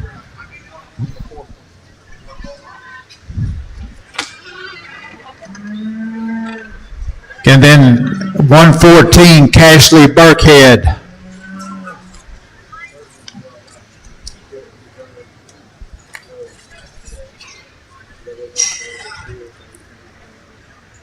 Out of the British, I will need 122, Savannah Roden, 119, Cambry Anderson, and 124, Matthew Sestier back into the holding area.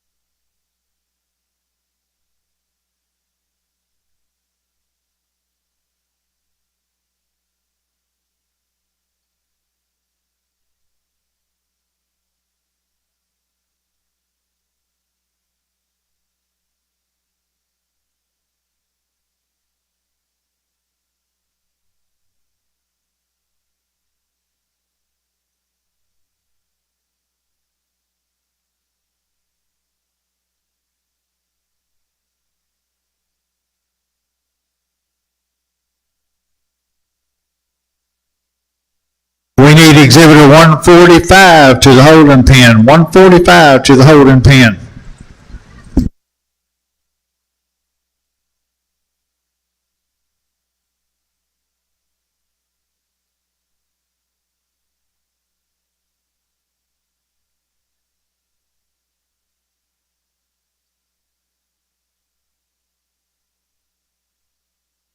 Exhibitor 145, Rowan Frank. Need you to the holding area.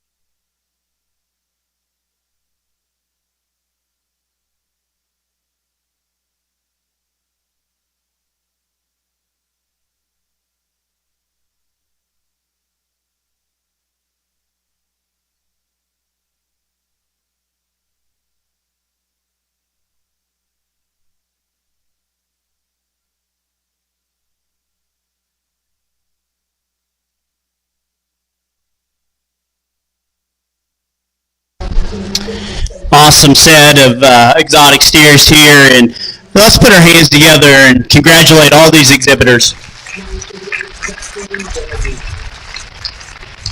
I know it took a little time in some of those classes placing them and took a little time describing them, but hopefully that didn't hurt anybody's feelings when these young people work all year for this one night. I think they deserve every bit of that attention, and certainly when the cattle are this good, I don't have any trouble spending a little time studying them. I'm really impressed. I'd heard and knew enough to know that it was going to be good, and without a doubt, this has been awesome. And I know I'll save more comments for later, but this lineup of 8 cattle here has been very, very good. There were some good seconds and thirds in some of those classes, and I'm certainly not going to sit out here and tell you they're all identical or peas in a pod, but there's several out here that would run anywhere within their respective weight classes. Awesome set of young people. I don't think there's an easy winner.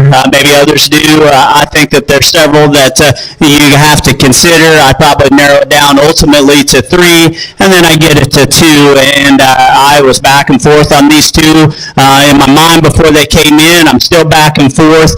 There's just little things, and I'm not going to go through and describe them all because I'm not very good at keeping a poker face, and I'd probably let the cat out of the bag which way I was going, but certainly I think that these are some top-end cattle, and it's been a pleasure. Again, one more time, put your hands together. I'll show you my champion reserve.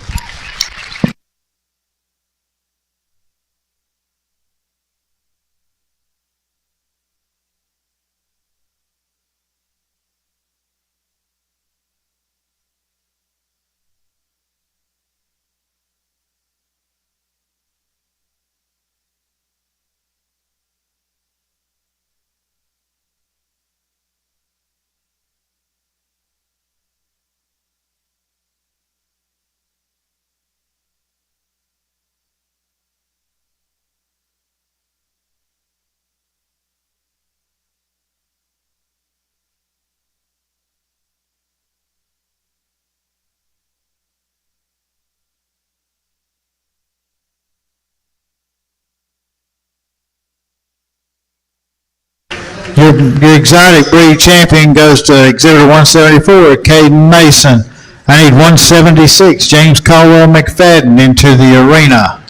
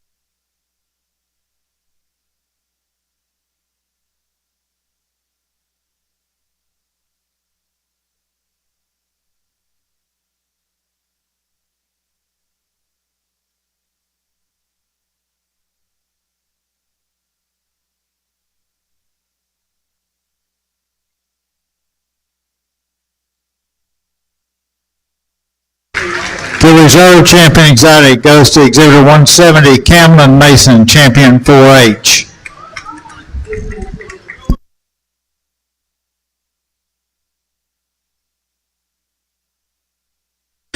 Y'all clear the arena. Y'all stay close because we want our first and second places close.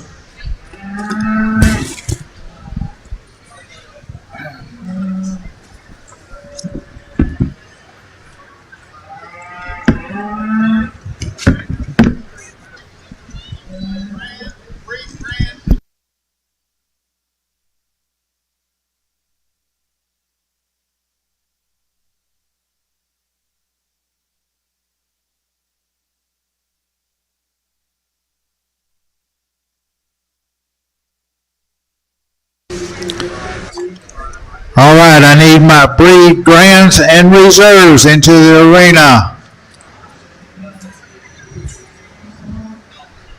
Your breed champions will line up on Mr. Yancey. The reserves will line up on Mr. Murdian. Out of the American, Exhibitor 118, Morgan Wynn. 117 Shelby win.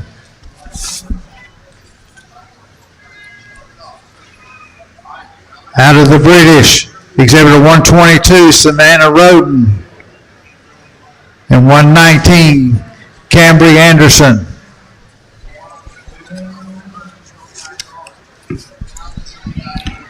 Out of the exotic, I need 174 Caden Mason and 170 Camlin Mason.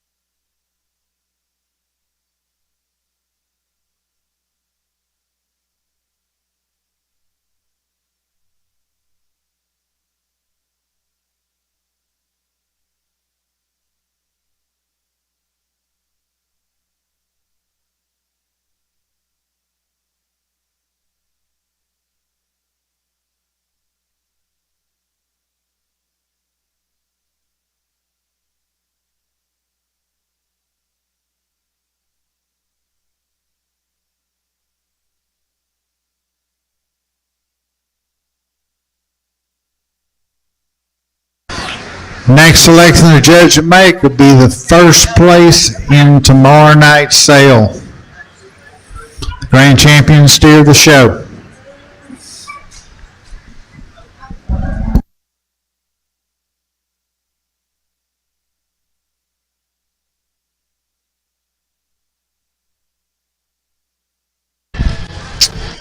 First of all, I'd like to just take the opportunity to thank you for the invitation to come here. It's certainly been a pleasure, and as I said there at the end of the exotic drive, the quality has been outstanding. Young people have been fantastic, awesome job showing, super respectful, and I certainly didn't expect anything less. I love coming to Texas, love the people, I love the cattle, and this has been no exception. Awesome ring help out here. These guys, obviously, it's not their first time of being out here. I appreciate all of you helping get through things here very efficiently. And I know we have several more things to do in terms of lining up for the sale and working through some showmanship classes. But, this is the moment these young people have been working towards all year here. And I realize we're only going to name one of these as the grand champion, and that's going to be the lead off in the sale. But all these cattle out here are outstanding. And as I mentioned in that champion lineup, I thought we had an awfully close decision in the last breed there. So one more time, if you would, put your hands together, congratulate all these exhibitors for all their hard work.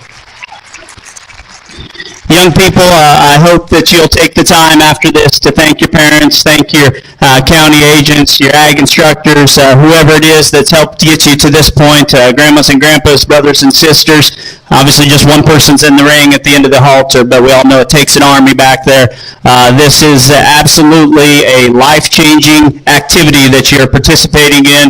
I tell people all the time, showing and participating in youth livestock events, without a doubt, had the most significant impact on me of any activity I did growing up there in terms of shaping the direction of my career.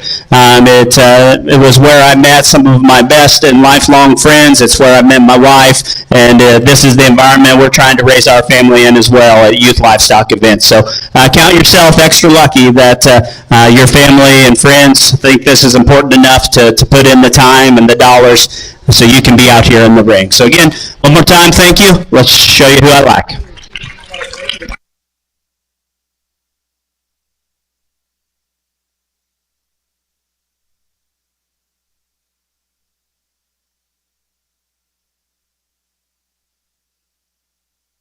Champion steer goes exhibitor 174, Caden Mason, Montgomery County 4-H.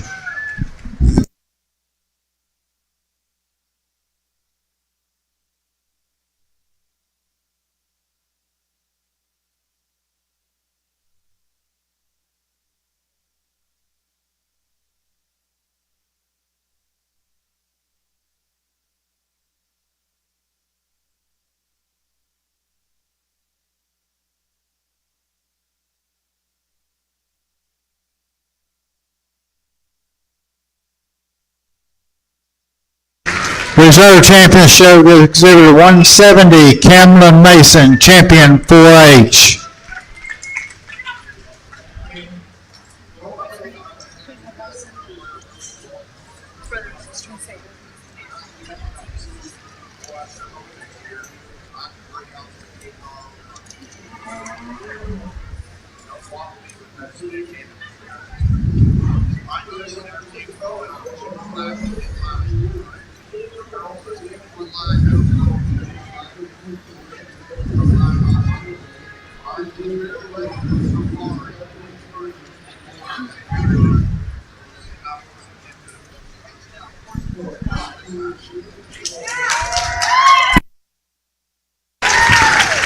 Third spot in the sale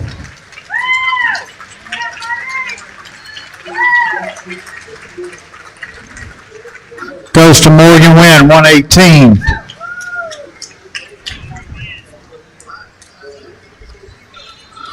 Fourth spot in the sale goes to 122.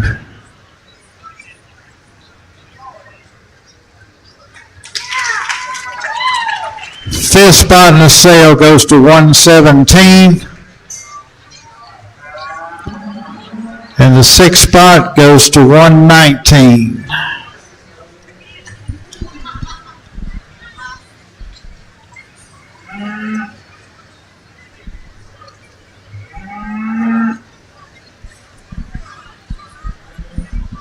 Are we taking pictures?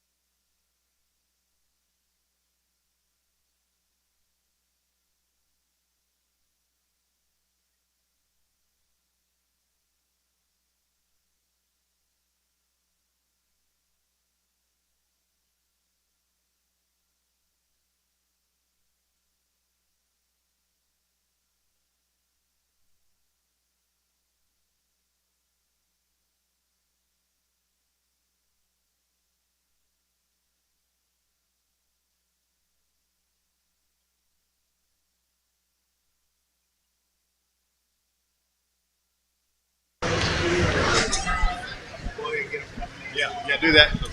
Okay, while the judge is taking pictures with the champion, we're going to go ahead and get our next calves lined up. Now the American.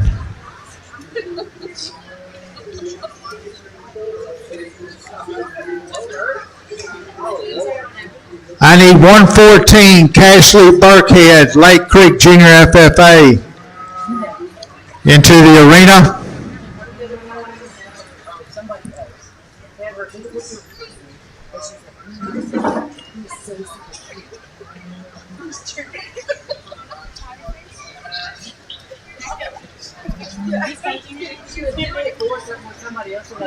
Out of the British division, I need exhibitor 124, Matthew Sester, into the arena.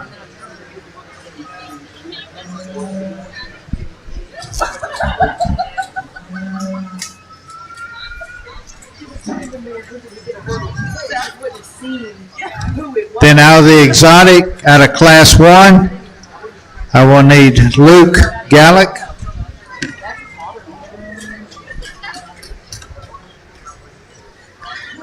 I need Luke Gallick into the arena. I need 129, Zachary Irving, to the holding area. Class 2, I need 139, Lance Sessom to the arena. Kale Rose Trailer, 140, to the holding area. Class 3, need 144, Ashton Penton into the arena. 145, Rowan Frank to the holding area. Class 4, need 153, Caitlin Clapper into the arena. 151, Tanner Gallick to the holding area. Class 5, Exhibitor 161, Lauren Sanders to the arena. 163, Avery Arnold to the holding area. Out of Class 6, I will need 169, Hayden Janish into the arena. 166, Heston Turner to the holding area.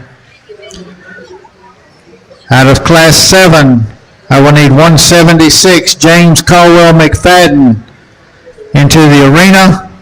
177, Cadence Tucker to the holding area. Out of Class 8, I will need 184, Cheyenne McCoy into the arena. And 181, Mason Morgan to the holding area.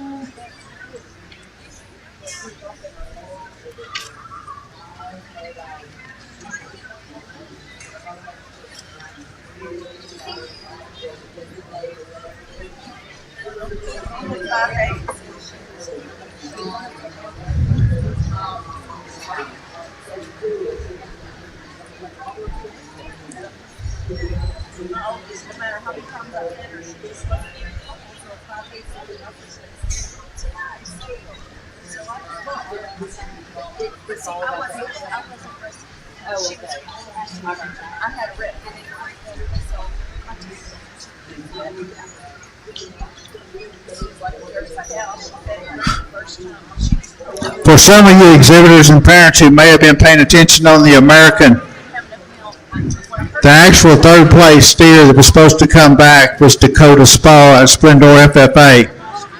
Dakota elected to drop her steer. She had already had a champion, had already made the sale, so she elected to go ahead and drop before the sale order so that it would allow someone else to move up in her spot.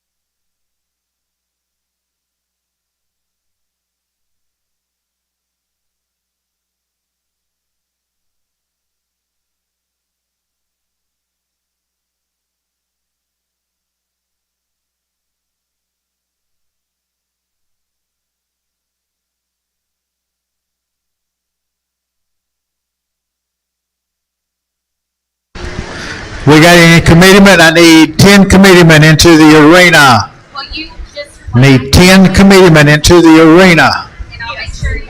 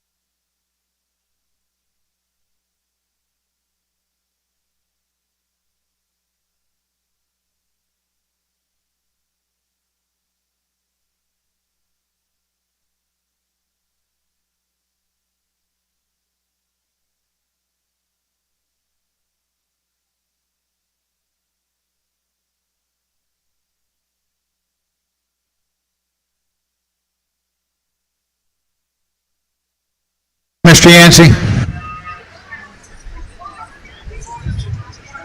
I need 2 more people in the arena, please. Need 2 more volunteers to come into the arena.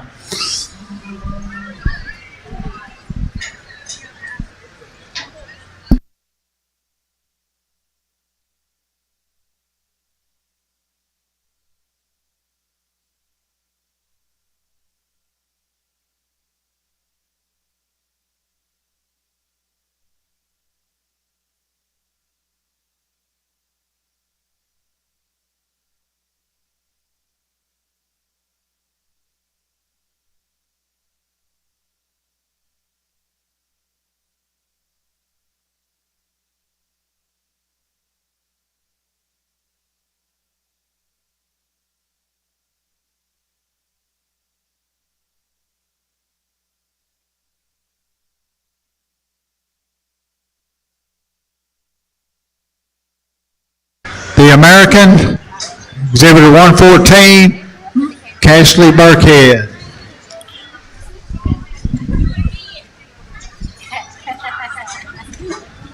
They had her and Melissa. Out of the British, It was like they had a party. Exhibitor 124, Matthew Sester.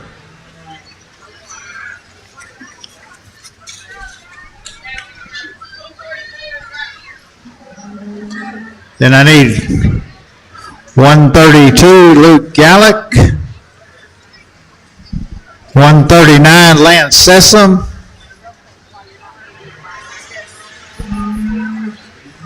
Yes. 144, Ashton Penton. Yes. 153, Caitlin Clapper. As they take one out 161, Lauren Sanders. from the same class. Yes. Okay.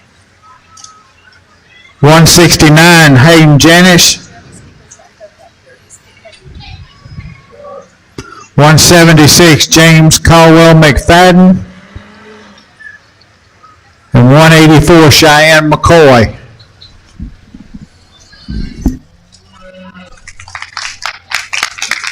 One 6-1. What class are you?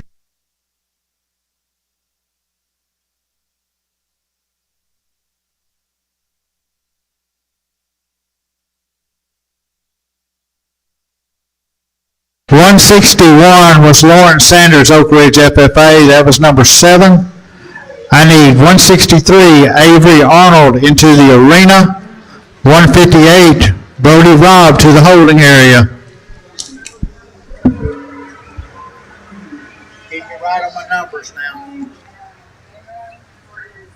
keep me right on my numbers.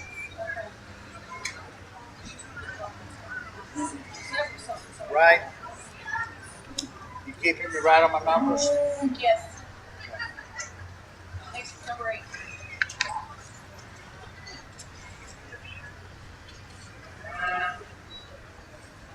Y'all consider this, Chevy. 176. 176 just went number 8 hole. That was James Caldwell McFadden. I need 177 Cadence Tucker into the arena. 179 Reese Vondraw to the holding area.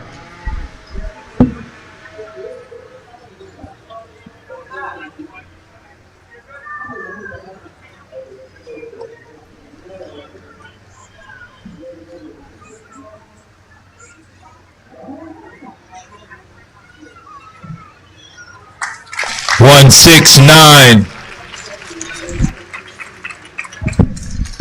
169 Hayden Janice Lake Creek FFA. That was 9 hole. I need 166 Heston Turner into the arena. 167 Haiti Freeze to the holding area.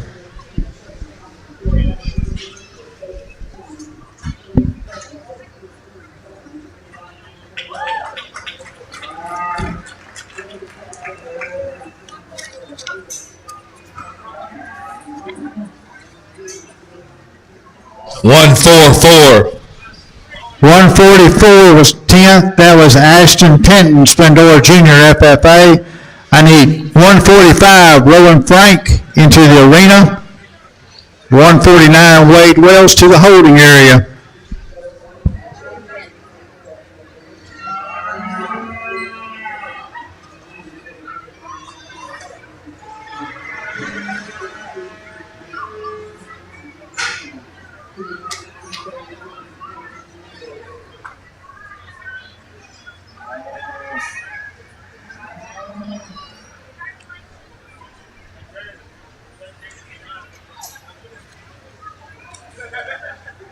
One 184.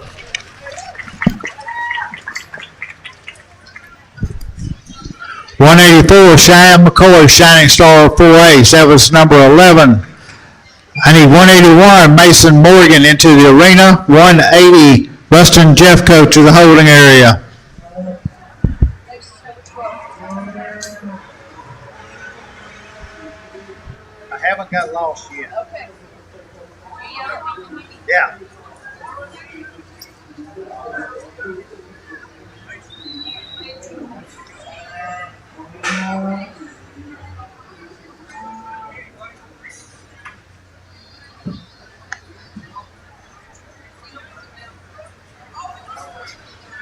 Oh.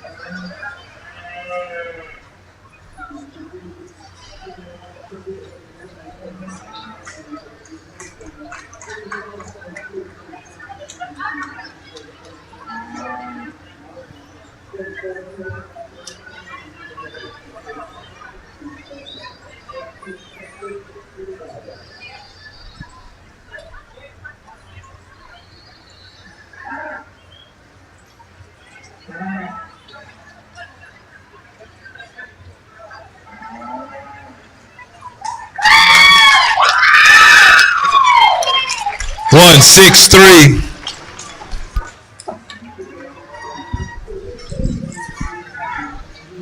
Number 12 hole went to Avery Arnold, 163 Montgomery FFA. I need 158 Brody Robb in the arena. 159 Lauren Hine to the holding area.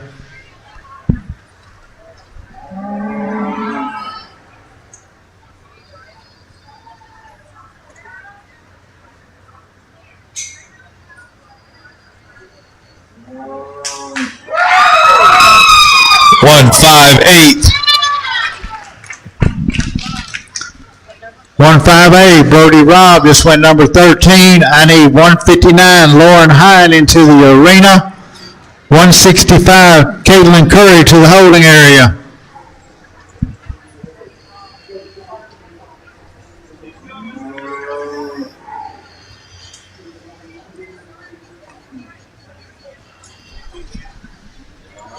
That was 13.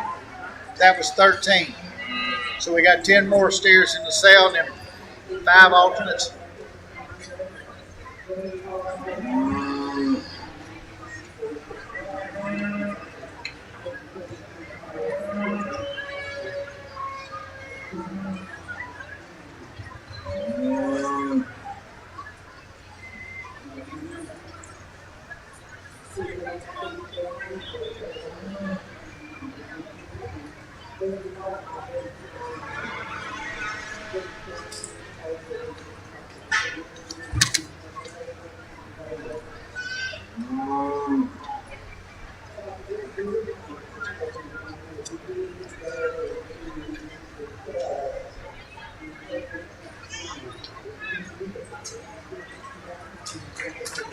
One, 5, 3.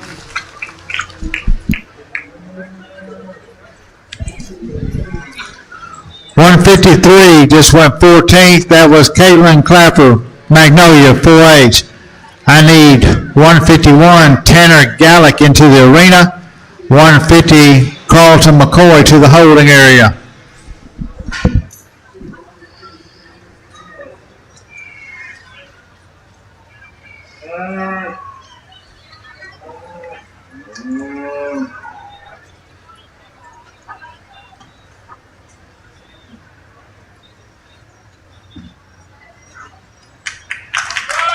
One, 8, 1.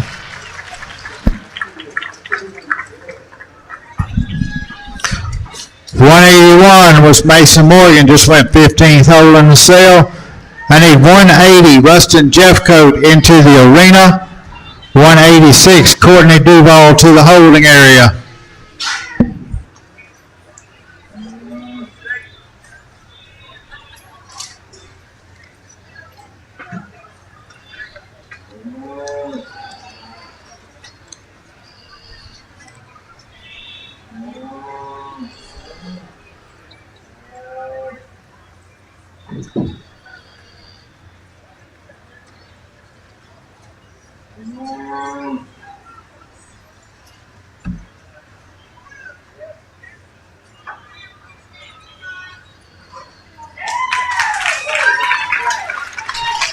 One, 3, 9.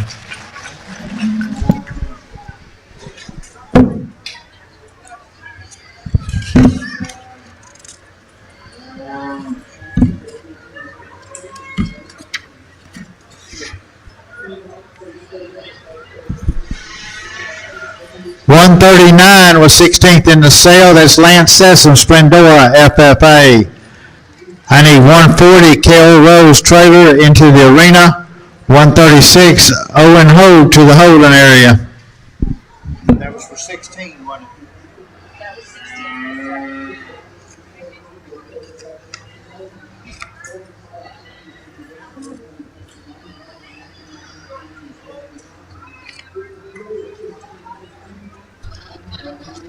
One, 4, 0.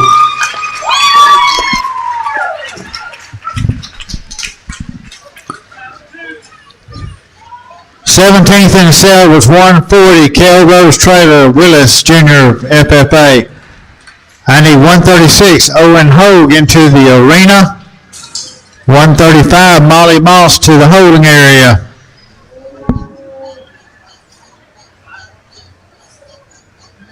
Do what? 6 more. 6 more definite spots and then our alternates.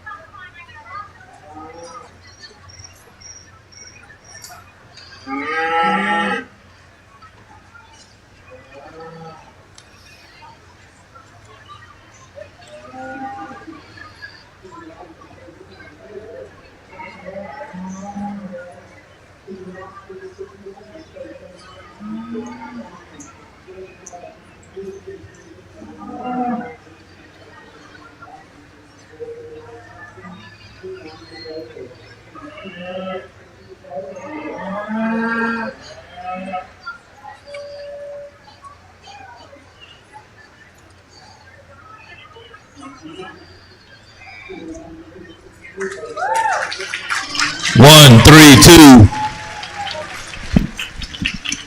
18th spot went to Luke Gallick, Exhibitor 132, Lake Creek Junior FFA.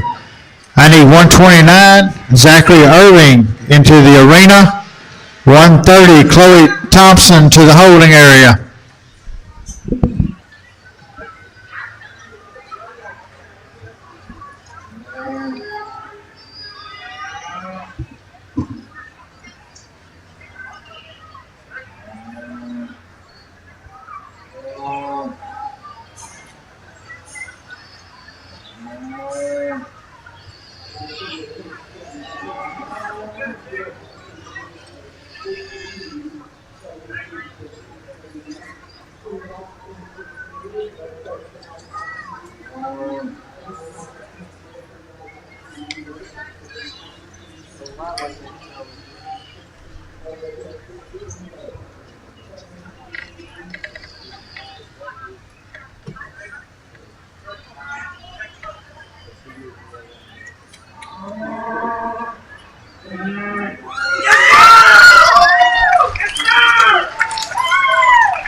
Hey, what's your number? 129. 129 just went 19th. That was Zachary Irving, Lake Creek FFA. I need 130, Chloe Thompson, Willis FFA in the arena. 131, Aniston Mills to the holding area.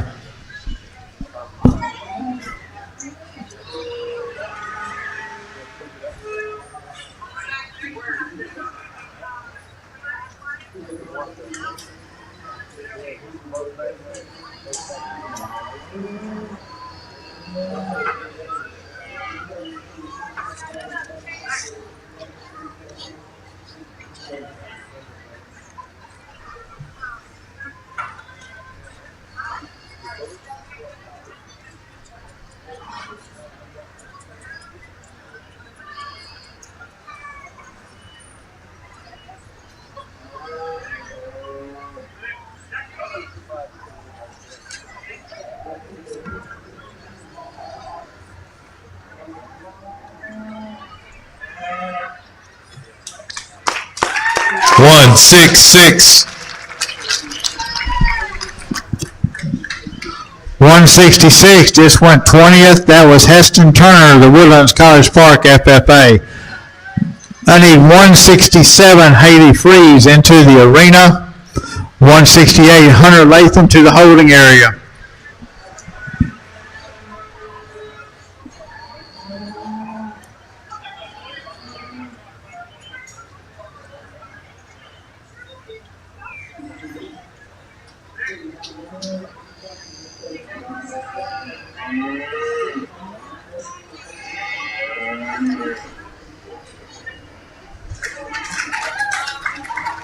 One, 5, 1. 151 just went 21st in the sale. That was Tanner Gallick, Lake Creek FFA. I need 150, Carlton McCoy into the arena. 156, Jagger Burkhead to the holding area.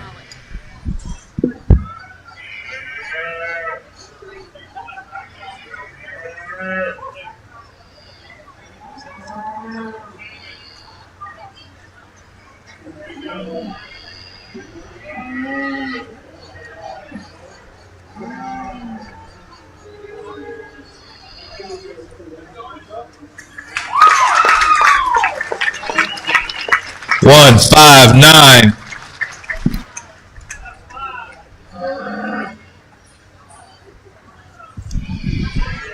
159, Lauren Hine just went 22nd in the sale. I need 165, Caitlin Curry in the arena. 164, Matthew Moss to the holding area.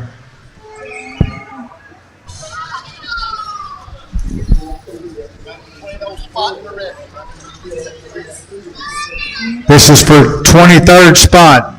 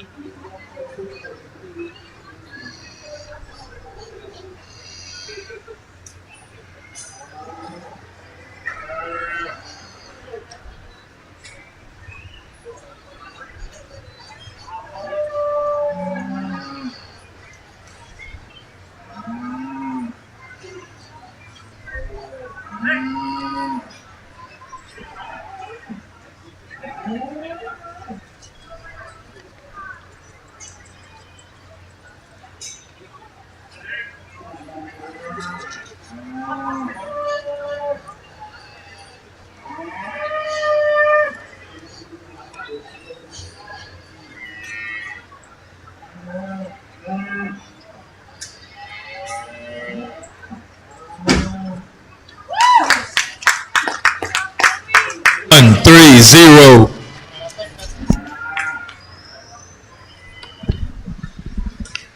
23rd spot went to Chloe Thompson, Willis FFA, Exhibitor 130. I need 131, Aniston Mills into the arena.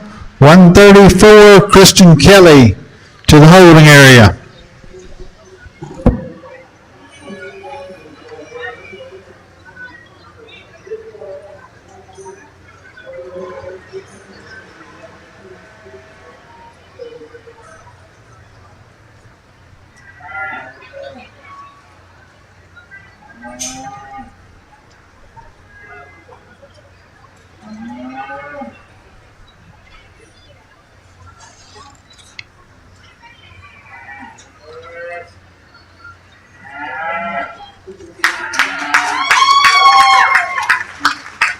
One 7-7. 177 just went first alternate. That was Cadence Tucker, Willis FFA. I need 179, Reese Vondraw into the arena. 178, Hayes Hagemeyer to the holding area.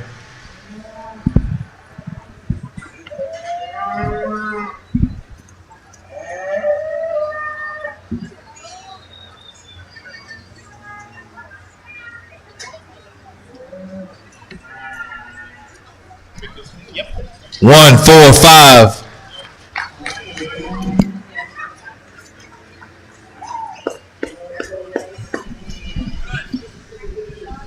145 was Rowan Frank. She just went second alternate. I need 149, Wade Wells into the arena. 146, Jackson Moss to the holding area.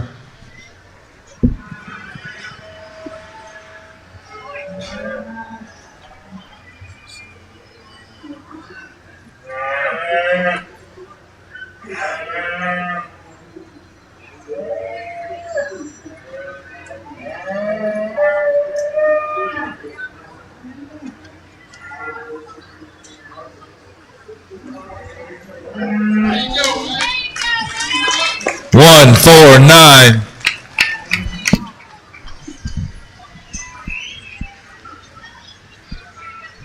Third alternate goes to Wade Wells, Splendora Junior FFA. I need 146, Jackson Moss into the arena. 147, Caleb Rodriguez to the holding area.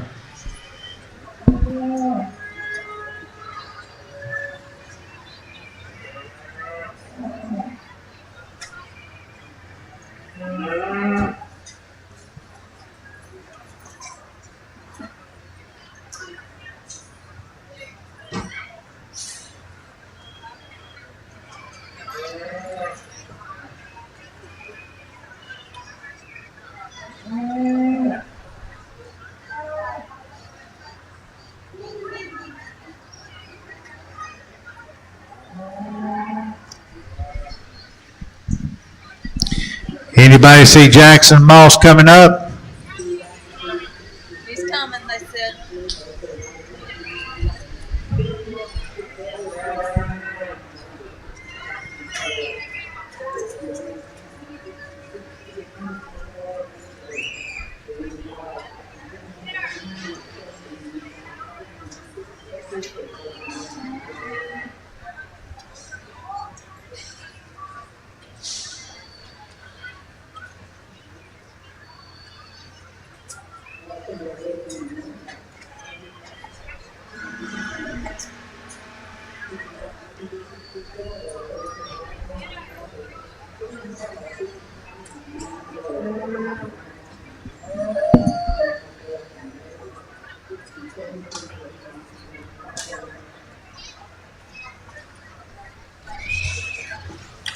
One 6-5.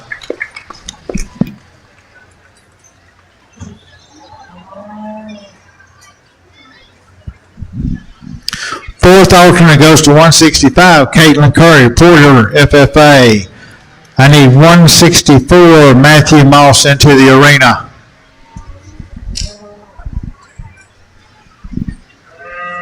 This will be for final alternate selection. Matthew Moss into the arena. The other steers in the holding area are released.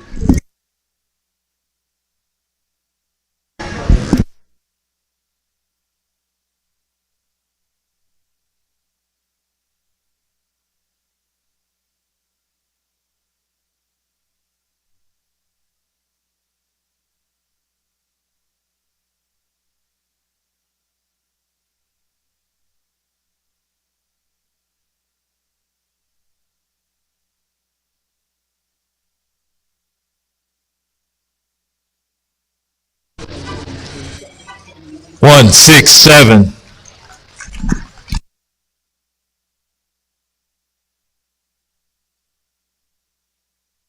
Fifth alternate goes to exhibitor 167, Haley Freeze, Montgomery FFA. With that, we will clear the arena. Junior Showmanship, $5 a head, winner take all. Junior Showman, 13 and under, be moving to the holding area. If you want to be in Showmanship, 13 and under, move to the holding area.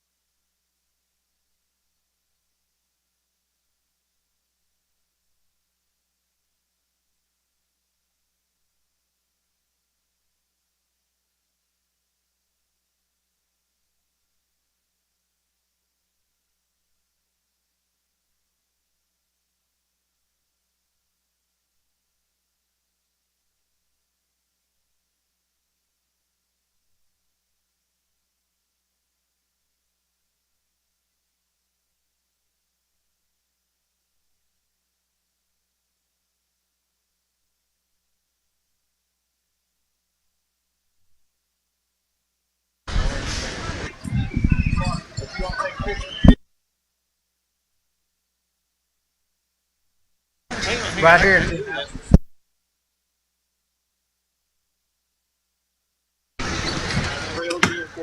Lauren Sanders, you had the champion Barra on Friday night. If you're in the barn, please report to the photography booth behind the announcer stand. They need to see you for about 5 seconds.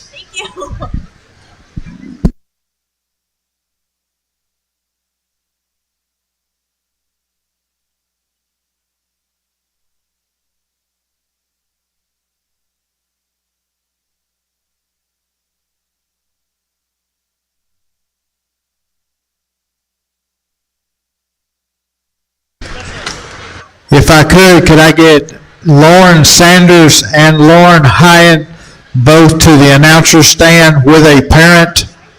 Lauren Sanders and Lauren Hyatt both to the announcer stand with a parent, please.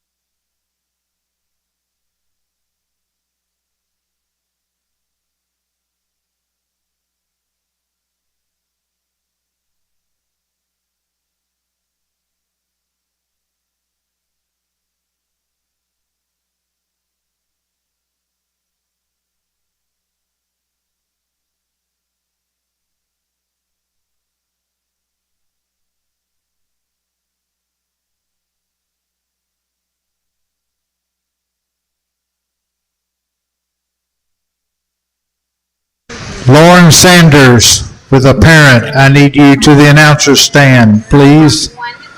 Lauren Sanders.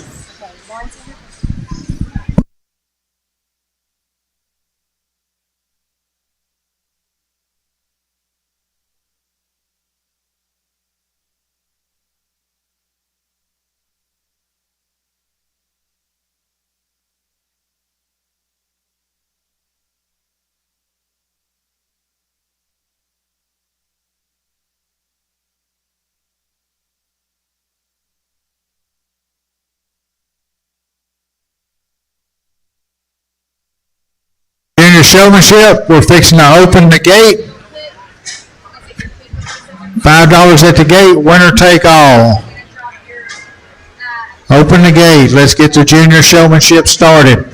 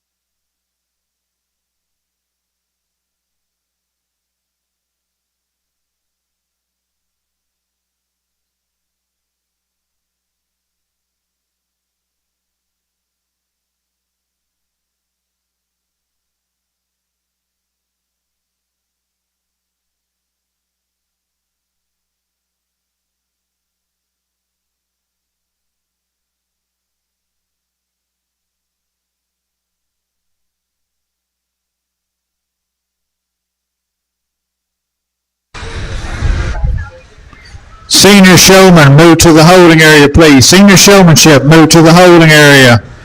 Remember, if you placed with your steer or an alternate, or you're an alternate in any other show, you need to be at the final sales meeting immediately following the senior showmanship competition.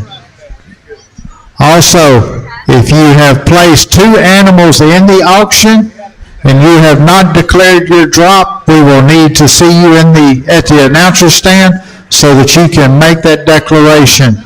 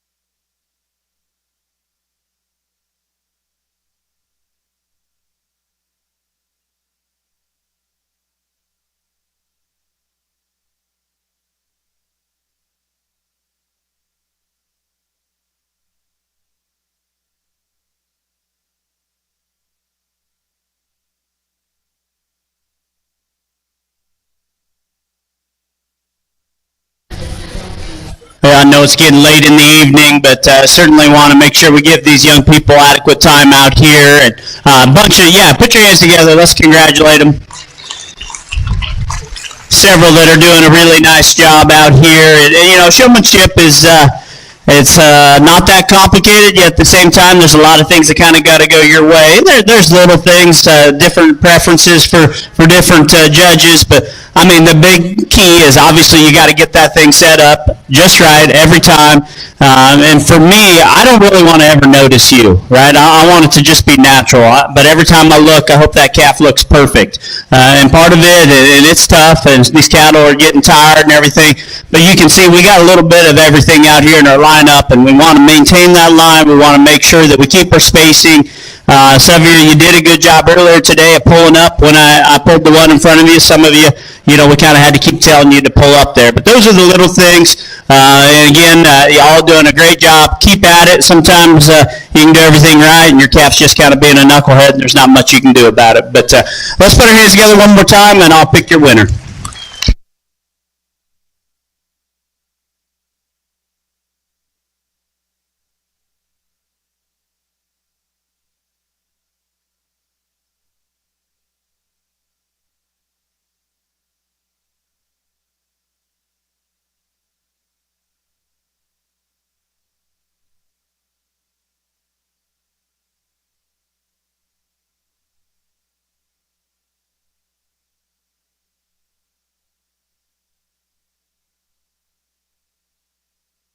Your champion junior showman goes to exhibitor 118, Morgan Wind, Lake Creek Junior FFA.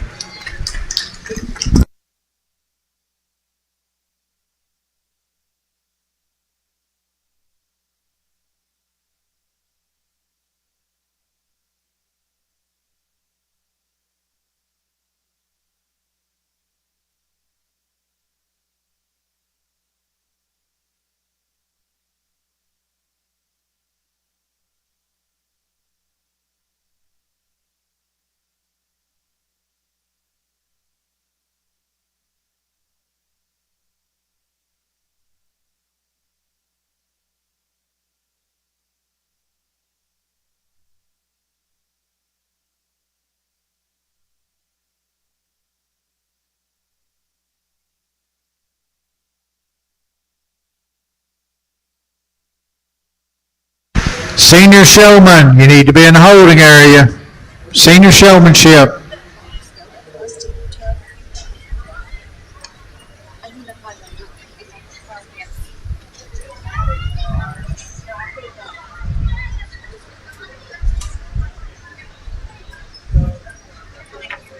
All right, let's swing the gate. Let's go.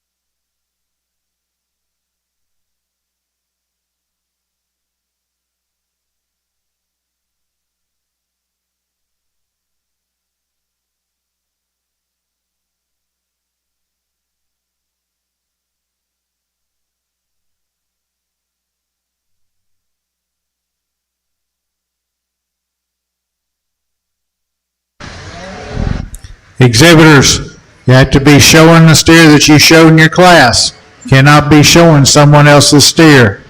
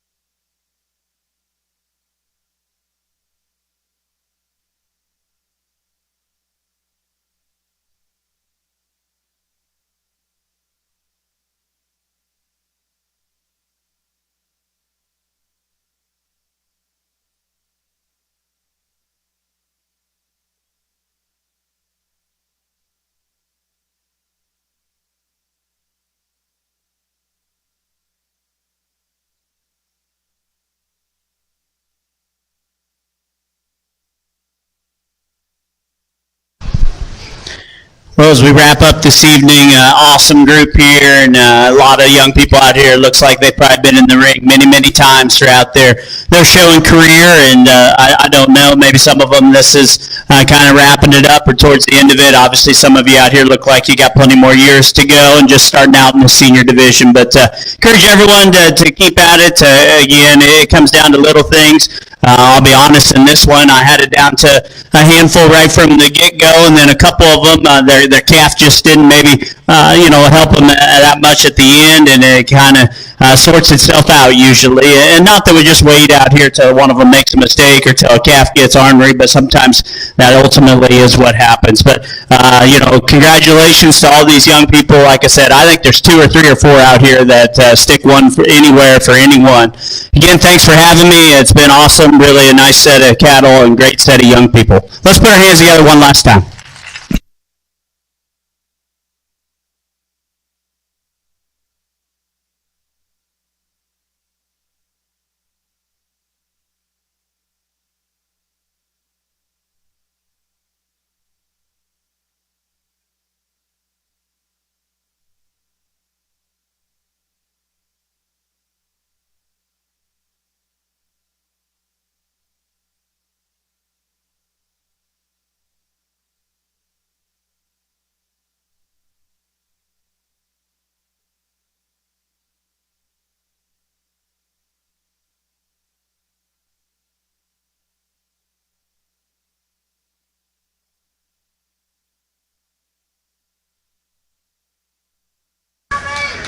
Your senior showman for the 2022 Montgomery County Market Steer Show goes to Shelby Wynn, Exhibitor 117, Lake Creek, FFA.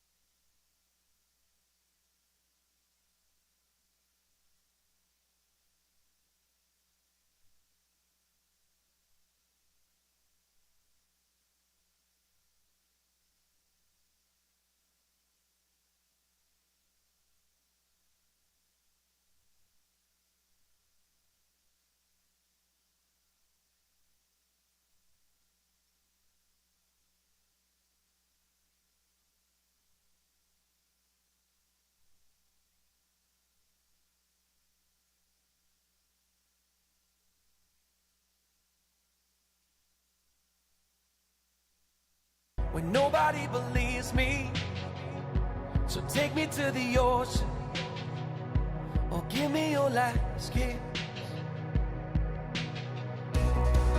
Do not doubt my desire. Where there's smoke, there's a fire.